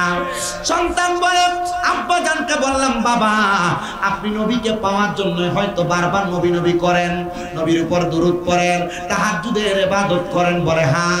এ আব্বা ঠিক আছে, আপনি যেহেতু দরুদ পড়েন আমি পাশের ঘরে যে একটু আরাম করি। সন্তান বলে আমি যদিও পাশের ঘরে থাকতাম তবু আমার আব্বাজানের দরুদ শরীফের আওয়াজ আমি শুনতে পাইতাম। আমি হঠাৎ করে একদিন আমার আব্বাজানকে ইয়া রাসূলুল্লাহ বলে চিৎকার করে উঠতে শুনলাম। আমি দৌড়াইয়া আমার আব্বাজানের কামরার মধ্যে যাইয়া লক্ষ্য করে দেখলাম আমার আব্বাজান ওনার কাপড়গুলো একসাথে একটা গাঁটুরি করলেন। আমি জিজ্ঞাসা করলাম ওগো আব্বাজান আপনি কেন আপনার কাপড়গুলো গাঁটুরি বাঁধতেছেন? আমার আব্বা আমার জবাব দিয়েছে আমার রাহমাতুল্লিল আলামিন নবীজি আমার ঘুমের ঘরে স্বপ্নে আমার নবীজি রওজা মুবারকের মধ্যে আমাকে ডাক দিয়েছে। আমার নবীজি রওজা মুবারক দেখার জন্য আমি এই জন্য নবী ইয়া রাসূলুল্লাহ বলে চিৎকার করেছি। বলেন সুবহানাল্লাহ। এ মুসলমান ইমানদার, এ নবীর উম্মতের দল, সন্তান ডাক দিয়ে বলে বাবা আপনি যদি এই এলাকা ত্যাগ করে এখান থেকে মদিনাতে চলে যান আমি সন্তানকে কার কাছে রেখে যাবেন? আমি সন্তানের দায়িত্ব আপনি কাকে দিয়ে যাবেন? সন্তান এই কথার জবাব যখন বাবা দিতে পারেন না, আব্বা জিজ্ঞাসা করতেছে হে আমার সন্তান তুমি আমাকে কি বলতে চাও একটু ক্লিয়ার করে বলো, খোলাসা করে বলো। সন্তান বলে বাবা রহমতের নবী আপনাকে ডাক দিয়েছে, আপনি যাওয়ার পর নবী দেখবেন দেখবেন, নবীর রওজা দেখবেন। আব্বাজি আপনি মনে করেছেন আপনি যেমন বাবা আপনার সন্তান মনে হয় তেমন হয় নাই। ওগো আব্বাজান আপনি মদিনায় যে নবীর রওজা দেখবেন। আব্বাজি আমার কি মন চায় না গো নবীজির রওজা মুবারক দেখতে। আব্বা নিয়া জানলা আমিও আল্লাহ নবীর রওজা দেখতে চাই। সন্তান বলে আমি আমার আব্বাজানকে সাথে নিয়া একসাথে রওনা করতে লাগলাম। একদিন, 2 দিন, 3 দিন করে আমরা 12 দিন একটানা হাঁটলাম। হাঁটার পরে আমরা একটা মরুভূমির মধ্যবর্তী জায়গায় পৌঁছাইলাম, কিন্তু এখনো পর্যন্ত আমরা মদিনার নবীর রওজার সামনে যাইতে পারি নাই। মরুভূমির সামনে যখন গেলাম আমি দেখলাম আমার আব্বাজানের শরীরটা জ্বরে পুড়ে যাইতেছে। আমার আব্বাজান পরবর্তী কদম এক পা আগাবে সেই শক্তি আমার আব্বাজানের নাই। আমরা তাবু গাড়াইলাম, আমার আব্বাজানকে আব্বাজানের তাবুতে রাখলাম, আর আমি একটা তাবুতে অবস্থান করলাম। একটানা 3 দিন পর্যন্ত সময় যাইতেছে, কিন্তু আমার আব্বাজান তাবুর মধ্যে থাইকা শুধু আমার নবীজির দুরূদ শরীফ ইয়া রাসূলুল্লাহ জপতেছে। আমি বলতে লাগলাম ওগো আব্বাজান আপনি যে ইয়া রাসূলুল্লাহ জপতেছেন নবীকে পাওয়ার জন্য, আব্বুজি আপনি বলেন না আপনি কি আমার নবীজিকে চোখ দিয়া দেখছেন বা দেখবেন? বলে দেখার জন্যই তো নবী নবী বলে ডাকি। ও মুসলমান ইমানদার সন্তান বলে 3য় দিন রাত্রবেলা যখন আমি ঘুমাইতে গেলাম আমার তাবুর মধ্যে, আমার আব্বাজান ওনার তাবুর মধ্যে, আমার আব্বাজানের তাবু থেকে আমার তাবুতে আব্বাজানের দুরূদের আওয়াজ শুনতে পাইতাম। হঠাৎ করে 3য় রাত্রে আমি দেখলাম আমার আব্বাজানের গলার কোনো আওয়াজ আসতেছে না, দুরূদ শরীফের আওয়াজ আমার কানে আসতেছে না। আমি একটু ভয় পেয়ে গেলাম। আমি আমার ঘর থেকে তাবু থেকে বের হইয়া আমার আব্বাজানের তাবুতে যেয়ে দেখলাম আমার আব্বাজানের শরীরটা একবারে নিস্তেজ সেজদার মধ্যে পড়ে আছেন। আমি আমার আব্বাজানের পুরাটা শরীরের মধ্যে ধরতে লাগলাম। আমি দেখলাম আমার আব্বাজানের শরীরটা একবারে ঠান্ডা হয়ে আছে। আমি আমার আব্বাজানের ডান দিকে যখন ধরলাম আমার আব্বাজান কাঁচ হয়ে বাম দিকে পড়ে গেছে। আমি নাকি মুখে হাত দিয়ে দেখলাম আমার আব্বাজান এখান থেকে আর নড়াচড়া করেন না, কোনো নিঃশ্বাস ফেলান না। আমি বুঝতে পারলাম আমার আব্বাজান দুনিয়া থেকে ইন্তেকাল করেছেন। ইন্না লিল্লাহি ওয়া ইন্না ইলাইহি রাজিউন। ও মুসলমান, কোন মুসলমানের ইন্তেকালের খবর শুনলে এই দোয়াটা পড়বেন। আল্লাহর নবী বলে কেউ যদি পড়ে তার ইন্তেকালের পরে তার জন্য তার এলাকার মানুষ এমন ভাবে দোয়া করবে, জোরে সরে পড়েন সুবহানাল্লাহ। ওই ব্যক্তি বলেন আমার আব্বাজানের মৃতদেহটা নিয়ে আমি কিছুক্ষণ পর্যন্ত কান্না করতে লাগলাম। ওয়াক্তে ফজর হয়ে গেছে, আমি ফজরের নামাজের মধ্যে দাঁড়াইলাম, দাঁড়াইয়া নামাজ আদায় করলাম, কিন্তু পাশে আমার মৃত বাবার দেহটা পড়ে আছে। আমি নামাজ শেষ করে মুনাজাতের মধ্যে কান্না করতে লাগলাম। আমি যখন মুনাজাতের মধ্যে কান্না করতেছি, আরে আমি কান্না করতে করতে আল্লাহর কাছে বলি ওগো আল্লাহ আমার আব্বাজানকে মরুভূমির মাঝখানে মরে গেছেন, কে আমার আব্বাজানের জানাজা পড়াবে, কে আমার আব্বাজানরে গোসল দিবে, কে আমার আব্বাজানরে দাফন করবে? আমি একা সন্তান, আমি আমার আব্বাজানকে একা একা তো করতে পারবো না। আমার আল্লাহ তাআলার প্যারা হাবিবের ওই আশিকের ইন্তেকালের পরে নবীর আশিক যদি মারা যায় মরণ নিয়ে কোনো টেনশন করা লাগে না। নবীর প্রেমিক যদি মারা যায় মরার পরে কোনো চিন্তা থাকে না, টেনশন থাকে না, কারণ নবীর আশিক জানে নবীর আশিকের মরার পরে তার কবরে রাহমাতাল লিল আলামিন নবী আসবে।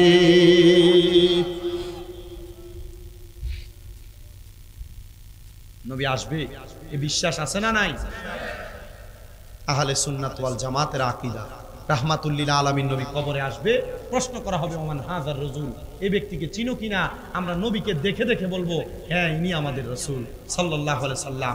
আরে আমার এক ওস্তাদ যিনি কুমিল্লা আলিয়া মাদ্রাসা আমাদেরকে বুখারীর দরস দিয়েছেন, তিরমিজির দরস দিয়েছেন, আমাদেরকে ইবনে নাসাই শরীফের দরস দিয়েছেন, ইবনে মাজাহ শরীফের দরস দিয়েছেন। ওই ওস্তাদ বলে আরে বেটা নবীর প্রেমিক হয়ে যদি কেউ মরতে পারে, নবীর সাথে পাক্কা আশিক হয়ে যদি কেউ মরতে পারে, আল্লাহর কসম উম্মতে মুহাম্মদী কবরে যাওয়ার পর নবীকে চিনা লাগবে না। নবী বলবে এটা আমার উম্মত, হ্যাঁ আমি নবীর কুল মুবারক। আমরা নবী চিনবো কেন মিয়া? নবী তো আমাদেরকে চিনবে। নবী চিনার মতো কাজ আমাদেরকে করা লাগবে না। আপনি নবীর উম্মত দাবি করেন, আপনার মুখের দাড়ি ফোম শেভ করা। আপনি নবীর উম্মত দাবি করেন, আপনি সুদ খান। আপনি নবীর উম্মত দাবি করেন, আপনি ঘুষ খান। আপনি নবীর উম্মত দাবি করেন, পরের হক মেরে মেরে খান। আপনি নবীর উম্মত দাবি করেন, আপনি মিথ্যা কথা বলেন না। এমন মানুষও আছে না নাই? নবী বলেন আমি তাদের দিকে ফিরেও তাকাবো না। নাউজুবিল্লাহ নাই। আরে নবী যদি আপনার দিকে ফিরে না থাকে আপনার কোনো উপায় আছে? আপনাদের কষ্ট হইতেছে। আমি আমি মাইক ধরছি যে সময় তো মোটামুটি অনেক লম্বা হয়েছে না, সময় চাই লাভ নাই, অল্প সময়, তবে যতটুক সময় কথা বলে আমি আপনাদেরকে নিয়ে দোয়া করে তারপর বিদায় নিব। আল্লাহ কবুল করেন, জোরে করেন আমিন। ওই সন্তান যখন ফজরের নামাজের মুসল্লার মধ্যে কান্না করতেছে, কান্না করার সময় হঠাৎ করে সন্তান শুনতে পায় চারদিক থেকে জনগণের আওয়াজ শোনা যায়। আওয়াজ কি? মানুষ আসতেছে। তিনি বলেন আমি মানুষের আওয়াজ শুনতে পাইয়া, ওই মানুষের আওয়াজগুলো শুনতে পাইয়া তাড়াতাড়ি তাঁবু থেকে বের হইলাম।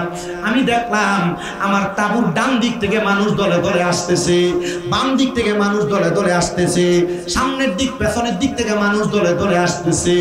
তারা আইসা একটা মশকের ভিতর থেকে পানি বের করে আমার আব্বারে নিজে নিজে গোসল দেওয়াইলো।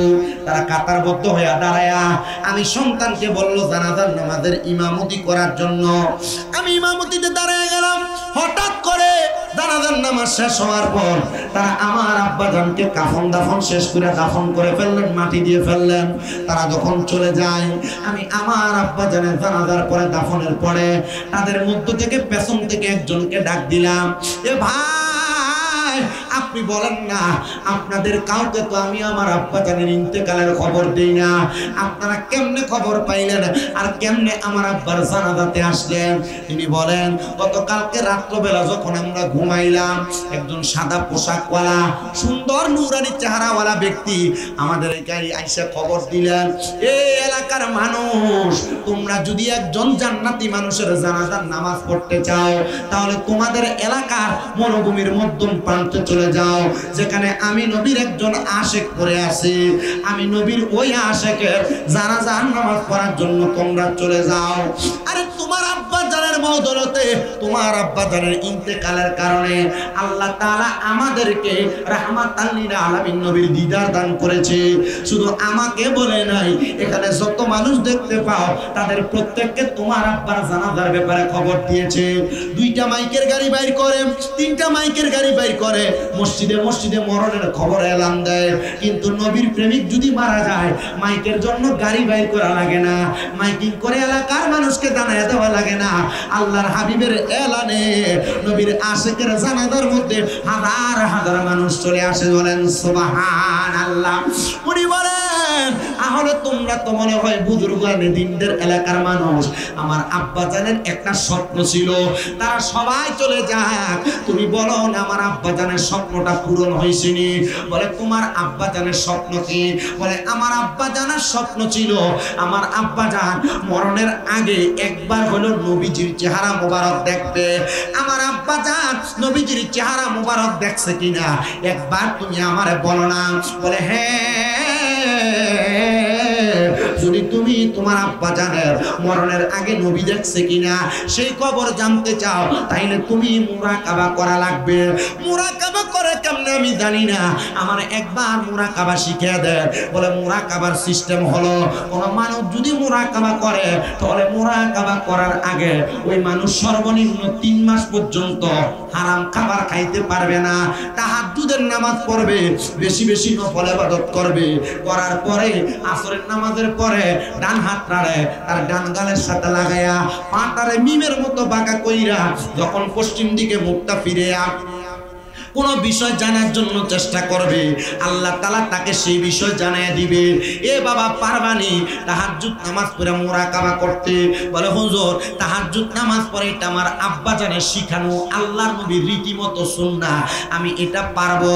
বলে তাহলে তাহাজ্জুদ নামাজ পড়া মুরাকাবা করবা, মুরাকাবা করলে তোমার আব্বা জানের দেখা পাইবা, তোমার আব্বা জানের খবরটা নচে তুমি তোমার আব্বা জানকে জিজ্ঞাসা করে নিও। উনি বলেন আমি আবার আমার বাড়ির পথে রওনা করলাম।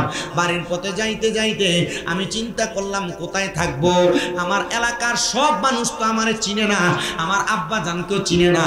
আমার আব্বাজান এলাকাতে একবারে অন্দর মহলে থাকতেন।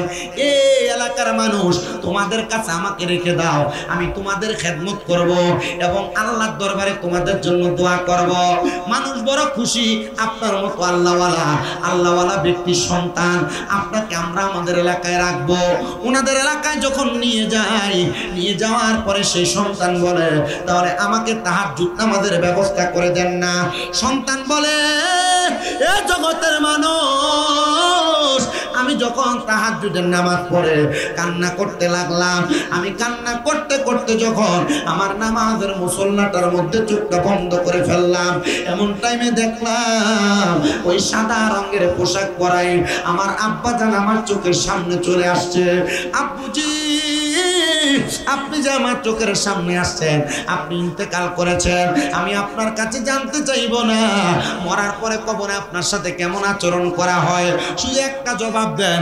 আপনি আপনার হায়াতে জিন্দেগির পুরা সময় আপনি নবী নবী বলে বলে কাটাইছেন, ওই মরণের সময় আপনি ওই নবীর দেখা পাইছেননি, ওই নবীর দিদার পাইছেননি?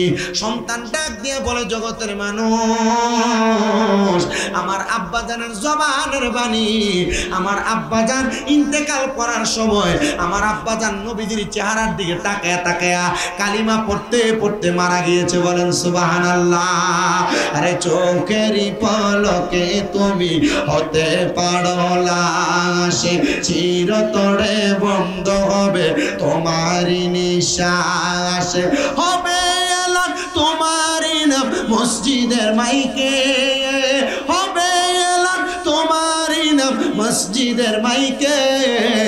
বাড়িওয়ালা নাই রে বাড়ি, নাই রে দুনিয়াতে, বাড়িওয়ালা নাই রে বাড়ি, নাই রে। তোমার ভয়ে থাকতো মানুষ ছিল বাহাদুরি, ভাবনি হাওয়ায় উড়ায় তুমি যে রঙিনী ঘুড়ি।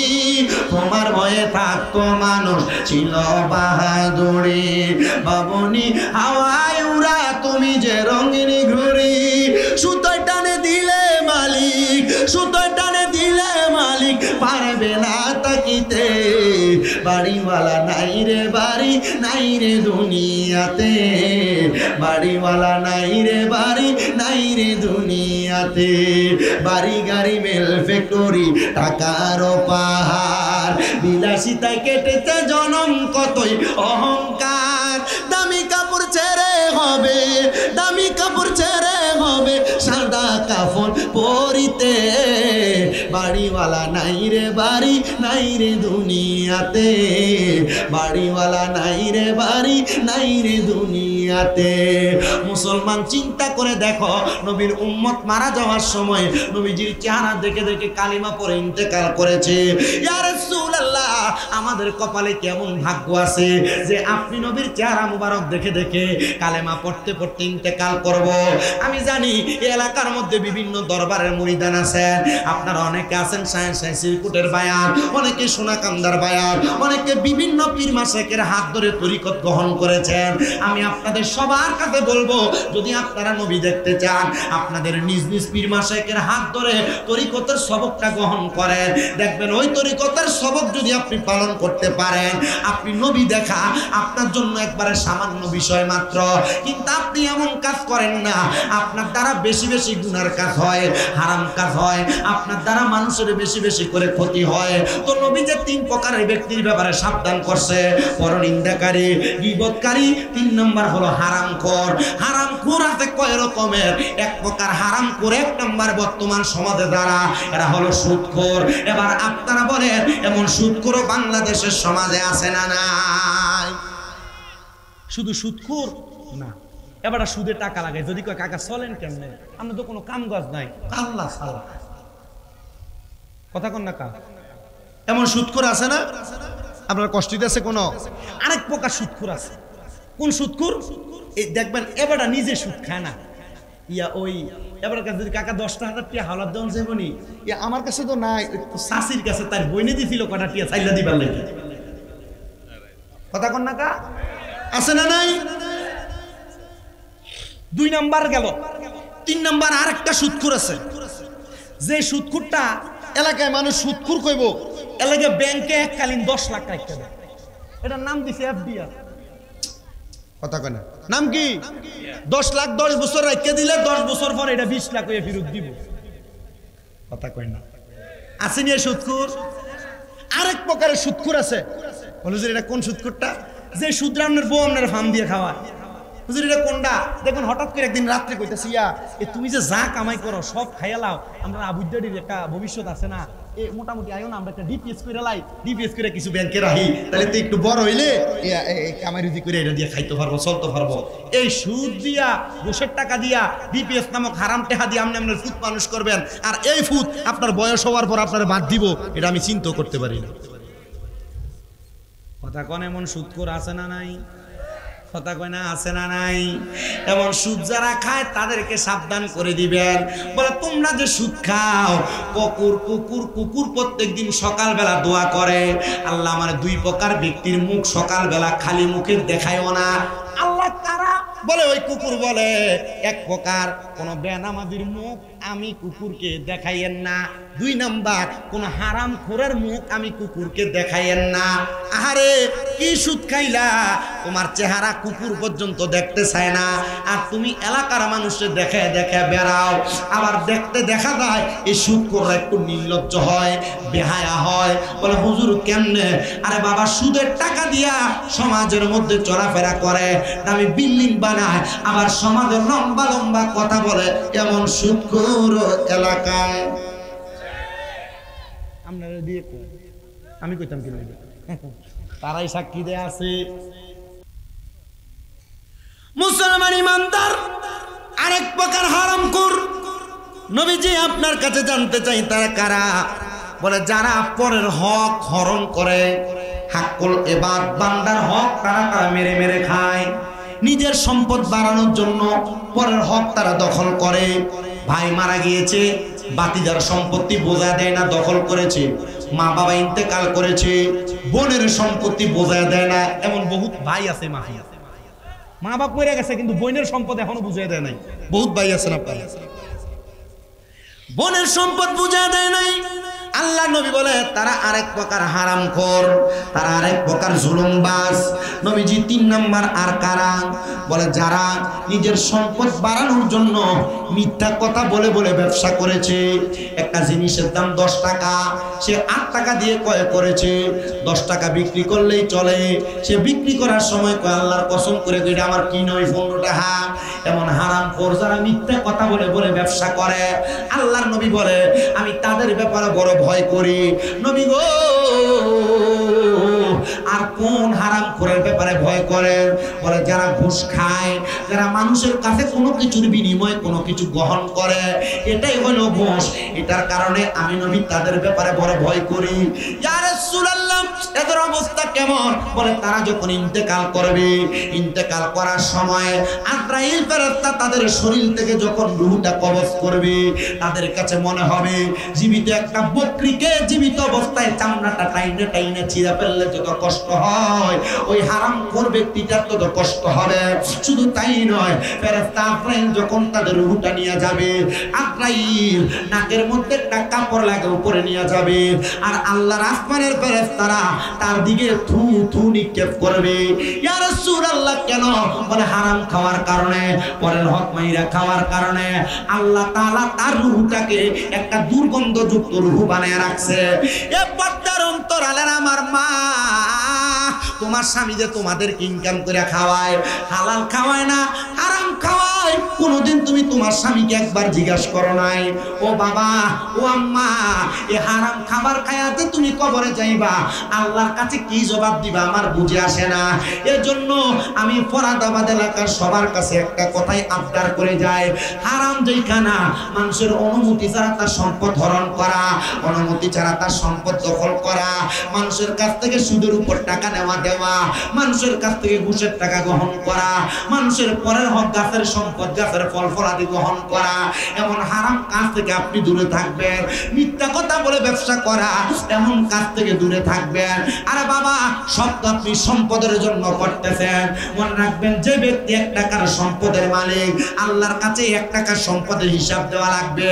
যে ব্যক্তি 1 কোটি টাকার সম্পদের মালিক, আল্লাহর কাছে 1 কোটি টাকার সম্পদের হিসাব দেওয়া লাগবে। আপনি বললেও লাগবে, না বললেও লাগবে। তাহলে আল্লাহর হাবিব সাল্লাল্লাহু আলাইহি ওয়াসাল্লামের একজন উম্মত, যিনি বসবাস করতেন ইরাকের জমিনে। উনি একজন বাদশা। তিনি বলেন আমার প্রজাদের মধ্যে একটা উদ্বেগ কাজ করতেছিল, তারা অভাবে পড়ে গেছে, খরাতে পড়ে গেছে, তাদের কাছে কোনো সম্পদ নাই। তারা সবাই এসে আমি বাদশার কাছে বলে, বাদশা আপনি আমাদেরকে সম্পদ দেন, বেশি বেশি সম্পদ দেন, আমরা আমাদের সম্পদ দিয়া সম্পদ বাড়াইতে চাই। বাদশা বলে সম্পদ দিতে পারি, তবে একদিন অপেক্ষা করা লাগবে। কয়দিন? একদিন অপেক্ষা করলে সম্পদ পাইবা। এরপরে তোমরা যদি সম্পদ নিতে চাও আমার পুরো রাজপ্রাসাদ নিয়ে দাও, আমার কোনো দাবি নেই। বাদশা ডাক দিলেন, আমার উজির সামনে আসো, আর আমার একজন প্রজা সামনে আসো। সামনেই না, প্রজার হাতে বাদশা 5 দিরহাম দিছে। 5 দিরহাম। কয় দিরহাম? উজিরের হাতে তুলে দিচ্ছেন 500 দিরহাম। বলছেন, এই আমার প্রজারা সবাই সাক্ষী থাকো, আমার এই প্রজাকে যে 5 দিরহাম দিলাম, প্রজা আগামীকালকে তার এই 5 দিরহামের হিসাব আমি বাদশার কাছে দিব। আর আমার উজিরকে যে 500 দিরহাম দিলাম, সে 500 দিরহামের হিসাব আগামীকালকে আমাকে দিবে। যাও, সবার ছুটি। সবাই চলে গেছেন। ওই প্রজা বলেন, 5 দিরহাম দিয়ে আমি কি করব? আমার কাছে এমন কোন এই টাকা দিয়ে আমি কিছু করার মতো নাই, আমি আমার কাছে রেখে দিলাম। আর উজির মনে চিন্তা করে, 500 দিরহাম চাইলে ভালো খাবার খাওয়া যাবে, ভালো পোশাক পরা যাবে। বাজার সদাই করে ভালো পোশাক নিয়ে উজির চলে আসলেন এবার তার বাড়িতে। পরের দিন আসরের নামাজের সময় বিচার কার্য হিসাব দেওয়া লাগবে। রাজপ্রাসাদ সাজাইলেন সুন্দর করে। বাদশা তার রাত চেয়ারে বসলেন।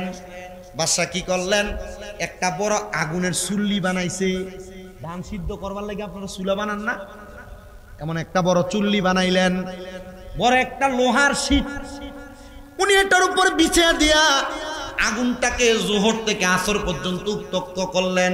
আচ্ছা কোন তো, এখন এই লোহার শীটটা কি ঠান্ডা না গরম? কম না বেশি? তিনি বলেন, গরম কইরাম। আমি বললাম, এ আমার প্রজা, এ আমার উজির, তোমরা তোমাদের টাকার হিসাব কে কি করেছো এই গরম লোহার পাতের উপর দাঁড়ায় দেওয়া লাগবে, হিসাব বরাবর।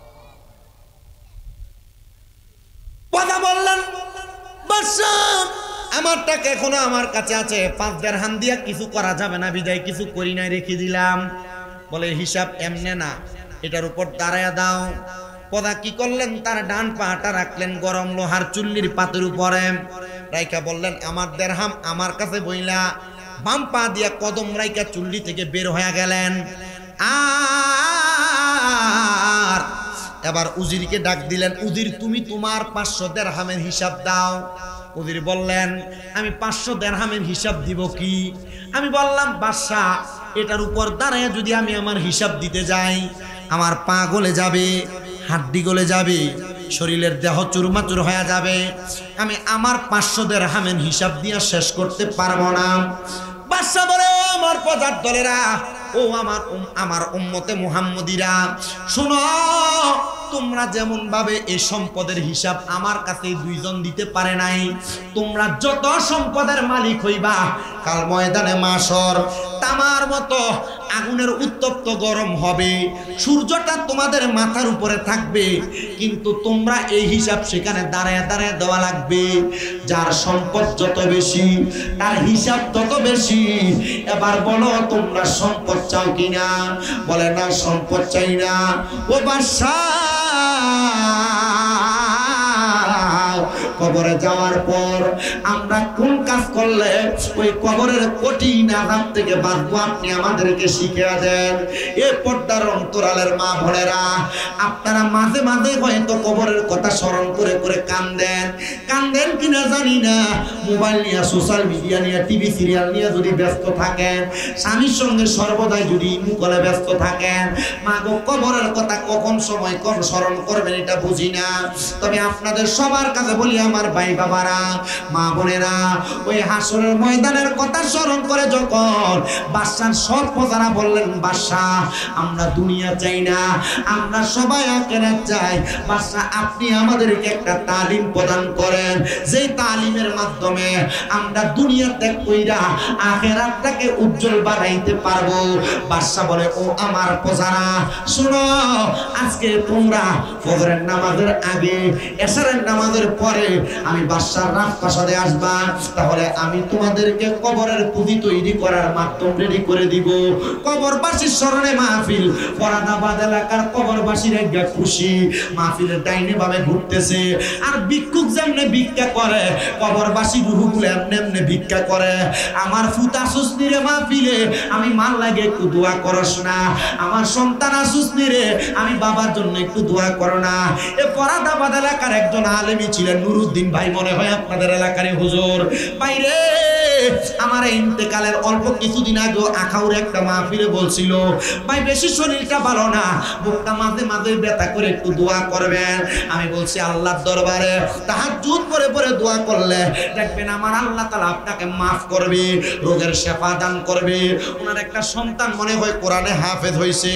আল্লাহর দরবারে ওনার ইন্তেকালে আমি বড় আফসোস করে করে দোয়া করছি। বক্তা মানুষ, উলামায়ে কেরাম ওয়াজ মাহফিল করত, আল্লাহ আপনি কোন ভালোর বুঝে আপনি তারে নিয়ে গেছেন আমি জানি না। আমি আস্তে আস্তে গাড়িতে বলছি, আল্লাহ যেন ওই লোকটাকে জান্নাত নসিব করে, আমরা মন থেকে দোয়া করব। শুধু তাই না, ফরাদাবাদ এলাকা, বাঞ্ছারামপুর থানা, ব্রাহ্মণবাড়িয়া জেলা সহ সমস্ত পৃথিবীর যত মানুষ কবরের বাসিন্দা, ওগো আল্লাহ আজকে ফরাদাবাদ এলাকায় হযরতে হাজী জমিরউদ্দিন জামে মসজিদ প্রাঙ্গণে এই জান্নাতের বাগান মাহফিলের উসিলায় তুমি প্রত্যেকের কবরের আযাব মাফ করে দিও। আমি জানতে চাই, চোখের পানি পালায়া পালায়া যদি কান্দি, আমার আল্লাহ তাআলা চাইলে আমাদের বংশের কবরের আযাব মাফ করতে পারে কি পারে না? আইরে বাদশার প্রধানের সময় রাজপ্রাসাদে চলে আসছে। রাজপ্রাসাদে আসার পরে বাদশা বলে, তোমরা আমার সঙ্গে 2 রাকাত নামাজ আদায় করো। নামাজে দাঁড়ায় গেলেন, সবাই নামাজ আদায় করে মুনাজাতে কান্না করতেছে। এই আমার প্রধারা, তোমরা চিন্তা করে দেখো, তোমাদের আঙ্গুলি দ্বারা বড় গুনাহ করেছো, হাত দ্বারা গুনাহ করেছো, চোখ দ্বারা গুনাহ করেছো, কান দ্বারা গুনাহ করেছো, নাক দ্বারা গুনাহ করেছো, মুখ দ্বারা গুনাহ করেছো, পা দ্বারা গুনাহ করেছো। আমার আল্লাহ তাআলা তোমার নাকের ডগার মধ্যে 2টা ফেরেশতা রাখছে, মুখের 2 ঠোঁটের মাঝখানে 2টা ফেরেশতা রাখছে, 2 চোখের মাঝখানে 2 পাপড়ির মধ্যে 4টা ফেরেশতা রাখছে। তোমার প্রত্যেক আঙ্গুলের মাথায় মাথায় আল্লাহ তাআলা এক একটা করে ফেরেশতা রাখছে। তোমার প্রত্যেকটা পায়ের আঙ্গুলের মাথায় মাথায় এক একটা করে ফেরেশতা রাখছে। তোমরা যদি মনে হয় তোমার গুনার কারণে তুমি বাইসা যাইবা, তোমরা আল্লাহর কাছে কান্নার দরকার নাই, রাজপ্রাসাদ থেকে বের হয়ে যাও। আর যদি মনে হয় আল্লাহ তাআলা তোমাদেরকে মাফ করবে না, তুমি স্বীকার করা লাগবে না, তোমার হাত বলে দিবে তোমার হাত দ্বারা আঙ্গুলি দ্বারা গুনাহ হয়েছে, তোমার চোখ বলে দিবে এই চোখ দ্বারা তুমি পুরুষ হয়ে পরনারীর দিকে তাকাইছো। এ মা, তোমার চোখ সাক্ষী দিবে তোমার স্বামী থাকার সত্ত্বেও তুমি তোমার চোখ দিয়ে পর পুরুষের দিকে তাকাইছো। এ মা, তোমার স্বামী তোমার হক আদায় করার পরেও তুমি অন্য কোনো পুরুষের দিকে তাকাইছো। এ পুরুষ মানুষ, তোমার স্ত্রী তোমার সব হক আদায় করার পরেও তুমি অন্য কোন নারীর দিকে তাকাইছো। তোমার চোখ সাক্ষী দিবে, জবান দিয়ে মিথ্যা বলেছো, গালিগালাজ করেছো, তোমার জবান সাক্ষী দিবে। তোমার হাত দ্বারা মানুষের টাকা পয়সা জমি সম্পদ চুরি করেছো, হাতের আঙ্গুলিগুলা সাক্ষী দিবে। তোমার পা দ্বারা গুনার কাজ করার জন্য পা দিয়ে হাইটা হাইটা গিয়েছো, তোমার পা গুলা সাক্ষী দিবে। আর কবরের মধ্যে যাওয়ার পর এমন ভাবে কঠিন আযাবের সম্মুখীন তোমাকে করা হবে, বাঁচতে পারবা না, বাঁচতে পারবা না, বাঁচতে পারবা না। আল্লাহর নবী আল্লাহর কোরআন থেকে বলে, ইন্নাল্লাযীনা কাফারু মিন আহলিল কিতাবি ওয়াল মুশরিকিনা ফি নারি জাহান্নামা খালিদিনা ফিহা উলাইকা হুম শাররুল বারিয়া। নিশ্চয় যারা কুফরি করে এবং মুনাফিক, আহলে কিতাব এবং মুনাফিকি কর্মকাণ্ড করে, ওই ব্যক্তিদের ব্যাপারে আমার আল্লাহ তাআলা ঘোষণা করতেছে, বান্দা, এই বান্দারা দুনিয়ার দুনিয়ার জমিন থেকে কবরে যাওয়ার পর তোমরা চিরস্থায়ী জাহান্নামী। এরা কারা? ভাই উলাইকা হুম শাররুল বারিয়া। এরা হইল দুনিয়ার সবচাইতে নিকৃষ্ট ব্যক্তি, এরা হইল দুনিয়ার সবচাইতে বাজে ব্যক্তি। হুজুর আমরা মুনাফিকি করি না, আমরা আহলে কিতাব না, কিন্তু আমরা কুফরিও তো করি না, আমরা তো কাফের হয়ে যাই নাই। না রে মুসলমান, চুরি করা গুনাহ এটা তুমি জানো, নামাজ ছেড়ে দেওয়া গুনাহ তুমি জানো, হারাম খাওয়া গুনাহ তুমি জানো, পরের হক খাওয়া গুনাহ তুমি জানো, রোজা না রাখলে গুনাহ তুমি জানো, নামাজ ইবাদত না করা গুনাহ তুমি জানো। আল্লাহর নবী বলে গুনার কাজকে গুনাহ চাই না, যে ব্যক্তি দ্বিতীয়বার গুনাহ করে এটা কবিরে গুনাহ। গুনার কাজকে গুনাহ চাই না, বারবার গুনাহ করা কুফরি। যে ব্যক্তি কুফরি কাজটা বারবার করে সেই ব্যক্তি জাহান্নামে যাবে, সে দুনিয়ার সবচাইতে বাজে মানুষ। ইয়া রাসূলুল্লাহ, ইয়া হাবিবাল্লাহ, আপনি বলেন না ভালো মানুষ কোনটা? আল্লাহর নবী কয় ইন্নাল্লাযীনা আমানু ওয়া আমিলুস সলিহাতি, নিশ্চয় যারা ঈমান আনে এবং নেক আমল করে, উলাইকা হুম খায়রুল বারিয়া, এরা হইল দুনিয়ার সবচাইতে ভালো মানুষ, সবচাইতে উত্তম মানুষ। নবী গো, আমার আল্লাহ তাআলা তাদেরকে কি পুরস্কার দান করবে? আমার নবী বলে আল্লাহ তাআলা যে পুরস্কার দিবে ওই পুরস্কারের নাম হলো জাযাউহুম ইনদা রাব্বিহিম জান্নাতু আদনিন। ওই পুরস্কারের নাম হলো আল্লাহর পক্ষ থেকে দেওয়া পুরস্কার জান্নাতুল আদন। এত সুন্দর তাজরি মিন তাহতিহাল আনহার, এত সুন্দর জান্নাত, ওই জান্নাতের নিচে দিয়ে নহর প্রবাহিত হবে। আল আনহারু খালিদিনা ফিহা আবাদা। আল্লাহর নবী বলে ওই জান্নাতে তারা চিরস্থায়ী বাসিন্দা হয়ে থাকবে, আবাদা, তারা কখনো বের হতে চাইবে না। ও আল্লাহ, আপনার কাছে জানতে চাই ওই জান্নাতে বান্দা চিরস্থায়ী বাসিন্দা হয়ে থাকবে। আল্লাহ গো, আপনি বলেন না তারা কারা? কারা ওই জান্নাতে থাকবে? ওই রাদিয়াল্লাহু আনহুম ওয়া রাদু আন, তারা তাদের আল্লাহর প্রতি সন্তুষ্ট আর আল্লাহ তাদের প্রতি সন্তুষ্ট, তারা ওই জান্নাতে থাকবে। আল্লাহ তারা কারা? ওই যালিকা লিমান খাশিয়া রাব্বা, তারা আল্লাহকে দুনিয়াতে সবচাইতে বেশি ভয় করছে, রবকে বেশি ভয় করছে। যারা আল্লাহরে ভয় করে তারা হারাম খায় না, পরনিন্দা করে না, গীবত করে না, মানুষের হক মাইরা মাইরা খায় না, কবরকে ভয় করে নামাজ পড়ে, নামাজ ছাড়ে না, রোজা ছাড়ে না, রমজান মাস আসলে পর্দার তলে যায় যায় খাবার খায় না। মুসলমান ইমানদার সবার কাছে করজোরে আবদার, কবরের আযাবকে ভয় করেন, আল্লাহকে রাজি খুশি করার চেষ্টা করেন। নামাজ, রোজা, হজ, যাকাত, ইবাদতের পাশাপাশি আল্লাহকে খুশি করার মাধ্যম হলো আল্লাহর নবী বলে রিদা রব্বি ফি রিদাল ওয়ালিদাইন, আম্মা আব্বার সন্তুষ্টিতে আমার আল্লাহকে সন্তুষ্টি করা যায়। ও আল্লাহ, আমাদের সমাজে এমন অনেক কপাল পোড়া আছে যারা বাইয়ে বাইয়ে ঝগড়া করে মা বাপরে ভাত খাওয়ায় না, যারা বিবাহ করার পর মা বাপকে জুদা করে দেয়, মা বাপ এই ঘরে ওই ঘরে ঘুরে ঘুরে ঘুরে ঘুরে খায়। এ সন্তানকেও যদি তোমরা তোমাদের মা বাপকে জুদা করে থাকো, আলাদা করে থাকো, দেরে ফরাদাবাদের সন্তান, বানসারামপুরের সন্তান, দে তোর পাও আমার সামনে দে, আমি আমার জিব্বা দিয়া তোর পাও পরিষ্কার করে দেব। বলে হুজুর কারণ কি? কারণ মা বাবার মনে কষ্ট দিয়া, মা বাপরে ভাত না দিয়া, মা বাপরে দমক দিয়া যত নামাজ পড়ো না কেন, এই নামাজ আল্লাহর কাছে কবুল হবে না। স্বামীন দাদা না, ব্রাহ্মণবাড়িয়া জেলার বড় হুজুরাই না ওয়াজ করাইবা, এই ওয়াজ দিয়ে কোনো লাভ হবে না। সন্তানের দল, কেউ যদি ওই মা বাবার সাথে অন্যায় করে থাকো, ওয়াদা করো এখান থেকে বাড়িতে যে মা বাবার পা ধরে মাপ চাইবা। আমি জানি না তোমরা তোমাদের মা বাবার পা ধরে মাপ চাইবা কিনা, কিন্তু আল্লাহর নবী রাহমাতুল লিল আলামিন নবী আমার শিখিয়ে দেয় উম্মত, দুনিয়ার জমিনে মা বাপ মাফ না করলে স্বয়ং আমার আল্লাহ তোমাদেরকে মাফ করবে না। মা বাপ যদি তোমার প্রতি বেজার থাকে, আমার আল্লাহ তোমার প্রতি বেজার থাকবে। এ সন্তানের দলেরা, তোমরা তোমাদের মা বাবার কাছে মাপ চাইবা কিনা জানি না। আমি শামীম দাদা শুধু মাপ চাই নাই রে, মাপ চাই নাই, আমি আমার মা বাপের পায়ের মধ্যে সুমা দিছি। আপনাদের দোয়াতে কুমিল্লা শহরে আমার 6টা মাদ্রাসা চলে, পুরুষ মাদ্রাসা, মহিলা মাদ্রাসা, হেফজখানা, একাডেমিক বিভাগ। এই মাদ্রাসাগুলা আমার এলেমের বরকতে না, কুমিল্লা আলিয়া মাদ্রাসায় কামেল 2য় বর্ষে ফাইনাল পরীক্ষা দিয়ে দিব। ও বন্ধু, আমি আমার এলেমের জোর দিয়ে ওয়াজ করি না, আমি বুঝতে পারি আমার উস্তাদদের দোয়া, আমার মা বাবার দোয়ার বরকতে আমি ওয়াজ মাহফিলে এসে ওয়াজ করতেছি। আরে আজকের মাহফিল কবুল হবে কি হবে না এটার গ্যারান্টি কেউ দিতে পারবে না, তবে একটা গ্যারান্টি আমি দিয়া যায়, আগামীকালকে যদি দেখো এলাকার কোনো মুরব্বীরা দোকানে বইসা বলে হ্যাঁ আমার সন্তান কোনোদিন আমার সঙ্গে কোনো অন্যায় করে নাই, তবু আমার সন্তান বাড়িতে যাইয়া শামীম রাজার ওয়াজ শোনার পরে আমার পায়ে ধরে মাপ চাইছে, মনে করবা মাহফিল কবুল হয়ে গেছে। কোনো মহিলা যদি একজন আরেকজনকে বলে হ্যাঁ শামীম রাজার ওয়াজ শুইনা আমার সন্তান আমার পায়ে ধরে মাপ চাইছে, মনে করবা ওয়াজ কবুল হয়ে গেছে। বলে হুজুর আমি আমার মা বাবার পা ধরে মাপ চামু দূরের কথা, আমি দুই যে মা বাবার পা ছুঁইয়া সালামি করি না। এ সন্তান তুমি কেন সালাম করো না আমি জানি না। মা বাবার পায়ে ধরলে সন্তানের দাম কমে না, ইজ্জত কমে না, সম্মান কমে না। মা বাবার পায়ে চুমা দিলে আল্লাহর জান্নাতের চৌকাঠে চুমা দেওয়ার সওয়াব পাওয়া যায়। তোমার কি মনটা চায় না তুমি তোমার মা বাবার পায়ে চুমা দিতে? আল্লাহর নবী যখন মক্কা থেকে মদিনাতে হিজরত করে আসছেন, নবীর এক সাহাবী বলে ইয়া রাসূলুল্লাহ আর যদি কখন আপনি মক্কাতে ফিরে যান আপনার সাথী বানায়া আমি সাহাবীরা আপনার সাথে মক্কায় নিয়ে যায়েন। সাহাবী নিয়ে যাব, কিন্তু আমার নবীজি হিজরত করে আসার অল্প কিছুদিন পর মক্কাতে রওনা করেছে। এমন টাইমে ওই সাহাবী আমার নবীজির দরবারে আসে না। নবী যখন মক্কাতে চলে যায় রওনা করে, ওই সাহাবী দৌড়ে আমার নবীজির পেছন থেকে সামনে দিয়ে দাঁড়ায়, ফিদাকা আবি ওয়া উম্মি ইয়া রাসূলুল্লাহ, নবী গো আমার মা বাবা আপনার কদমে কোরবান হোক।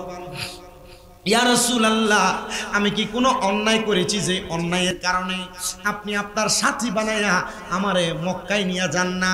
আমার নবী বলে সাহাবী তুমি কোনো অন্যায় করো নাই, তবে তোমার কাছে জানতে চাই তুমি কেন মক্কা যাইবা? ইয়া রাসূলুল্লাহ আমি নিয়ত করেছিলাম মক্কা বিজয় হলে আমি মক্কার চৌকাঠের মধ্যে চুমা দিব। আল্লাহর নবী বলেন তোমার বাড়িতে মা বাবা জীবিত আছে কিনা? বলে হ্যাঁ। বলে আমি নবীও জানি তুমি তোমার অসুস্থ মায়ের সেবায় আছো, এজন্য আমি নবী তোমাকে বললাম বাড়িতে যাইয়া অসুস্থ আম্মা জানের কদমে চুমা দিলে আল্লাহর জান্নাতের চৌকাঠে চুমা দেওয়ার সওয়াব পাইবা।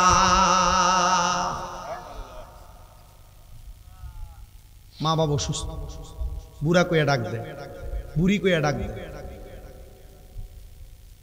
আল্লাহর নবী বলে এদের কাছে জান্নাতের স্বাদ আছে, জান্নাতের মজা আছে, কিন্তু অনেক সন্তান তাদের মা বাপরে ভাত দেয় না। এলাকায় মা বাপরে খানা খাওয়ানো নিয়ে বিচার বসানো লাগে। মা বাপ জায়গা জমি বুঝে দেয় না বিদায় মা বাবার সঙ্গে প্রাপ্তবয়স্ক সন্তান গালাগালি মারামারি করে।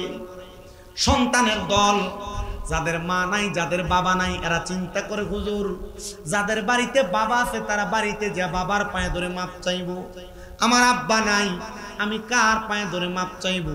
হুজুর যাদের মা আছে তারা বাড়িতে যাইয়া মার পায়ে ধরে মাপ চাইবো, আমার তো মা নাই আমি কার পায়ে ধরে মাপ চাইবো?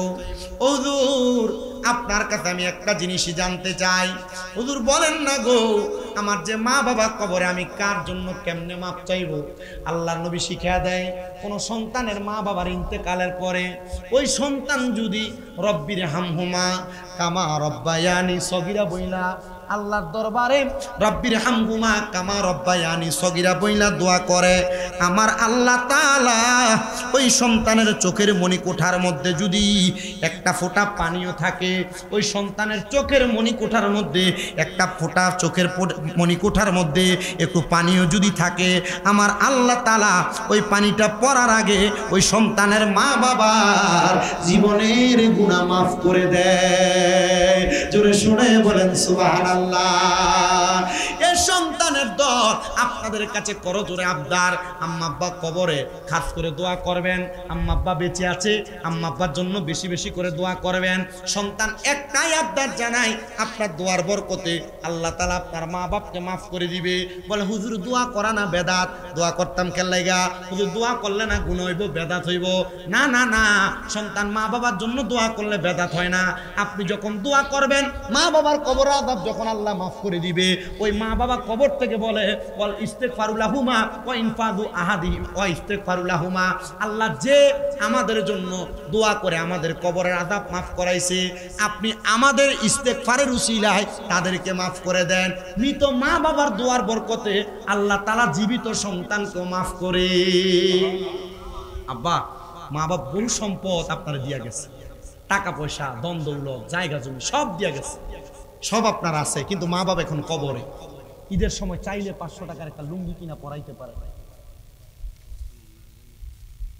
আপনি চাইলে আপনার মা বাবার জন্য আপনার মার লেগে একটা কাপড় কিনা পরাইতে পারেন না, বাবা মা কবরে। আব্বাজি আমি জানি এখানে অনেক টাকা পয়সাওয়ালা আছেন, আমি আমার জন্য না, এলাকার মানুষের জন্য না, এই কবরস্থানের জন্য আমি 10টা মানুষ চাই যারা 10,000 টাকা করে কবরস্থান না বেশি চাবো বলে হুজুর আমি 10,000 না আমি 20,000 দিব, এই কবরস্থানের জন্য আল্লাহর ওয়াস্তে মুনাজাতের আগে দান করবেন। আমি আপনার জন্য খাস করে দোয়া করব। আমি কয়েকজন সন্তান চাই যারা তাদের মা বাবার জন্য দোয়া চাই। আমি 1.5 ঘন্টা 1 ঘন্টা 40-45 মিনিটের উপরে কথা বলতেছি, এই কথার মাঝখানে শেষ করে দেওয়ার আগ মুহূর্তে দোয়া করার আগে কয়েকজন চাই যারা হুজুর আমার মা কবরে, আর একটু মুহাব্বতে আল্লাহ তাআলা জিকির করেন, সবাই কিছু কিছু করে দান করেন আর করেন আল্লাহ আল্লাহ আল্লাহ আল্লাহ আল্লাহ আল্লাহ আল্লাহ আল্লাহ আল্লাহ আল্লাহ আল্লাহ আল্লাহ আল্লাহ আল্লাহ আল্লাহ দয়াল মুর্শিদ আমায় তুমি লইয়া যাইও মদিনায়, পানের মুর্শিদ তোমার যদি দয়া হয় মারহাবা আল্লাহ আল্লাহ, প্রাণের তহের শাহ তোমার যদি দয়া হয় মারহাবা আল্লাহ, প্রাণের পেশোয়ারি তোমার যদি দয়া হয় মারহাবা আল্লাহ আল্লাহ, দয়াল মুর্শিদ আমায় তুমি লইয়া যাইও মদিনায়, প্রাণের মুর্শিদ তোমার যদি দয়া হয় মারহাবা আল্লাহ আল্লাহ। এই জগতে মুর্শিদ বিনে গো দয়াল আমি বড় একা মারহাবা আল্লাহ আল্লাহ, মুর্শিদ প্রেমে কান্দা কান্দা সোনার দেহ সাগায়, মুর্শিদ প্রেমে কান্দা কান্দা সোনার দেহ সাগায়, সকলেরই সকল আছে রে দয়া আমার কেহ নাই মারহাবা আল্লাহ আল্লাহ, এই জগতে আমরা একা গো মুর্শিদ আমরার কেহ নাই দয়াল, এই জগতে আমরা একা গো মুর্শিদ আমরার কেহ নাই, সারা জীবন রাখবানি তোমার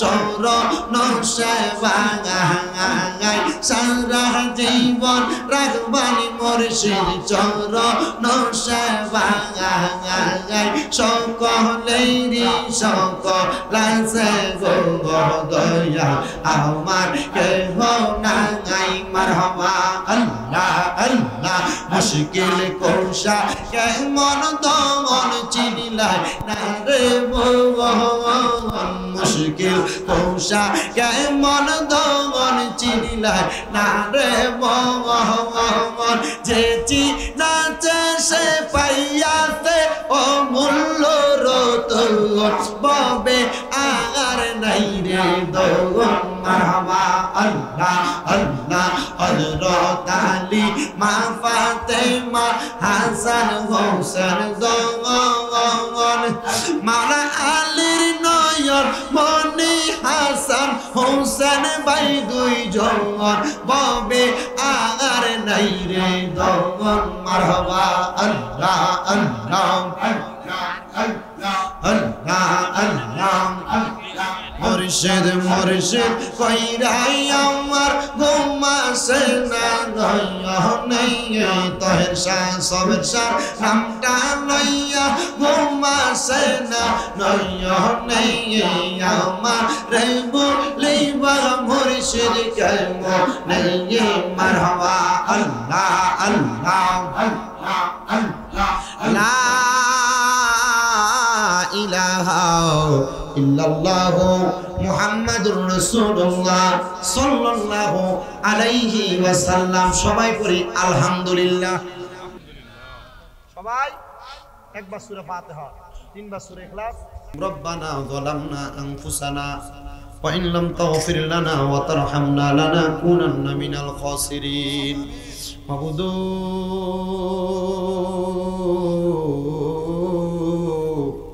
ও দয়াল আল্লাহ, আপনি কি আসমানে না জমিনে, না পাহাড়ে না দরিয়ায় রে আল্লাহ, গত জীবনে আপনার কত তালাশ করলাম, সন্ধান পাইলাম না।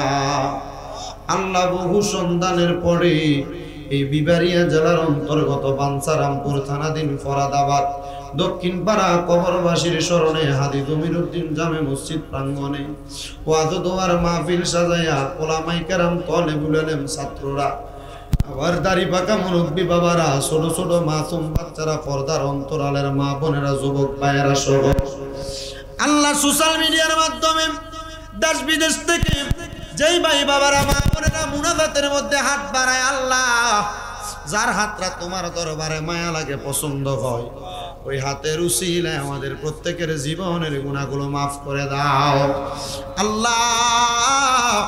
আমাদের জীবনের গুনার দিকে তাকাইলে আপনার কাছে বড় ভয় ভয় লাগে আল্লাহ। না জানি কখনই গুনার কারণে তোমার কাঠ গড়ায় ধরা খেয়া যায়। তুমি তো অন্তর জামি রে আল্লাহ। ওই আমরা হইলাম ফানা, আমরা সুখে কিনা দুঃখে ডাকি গো ও আল্লাহ।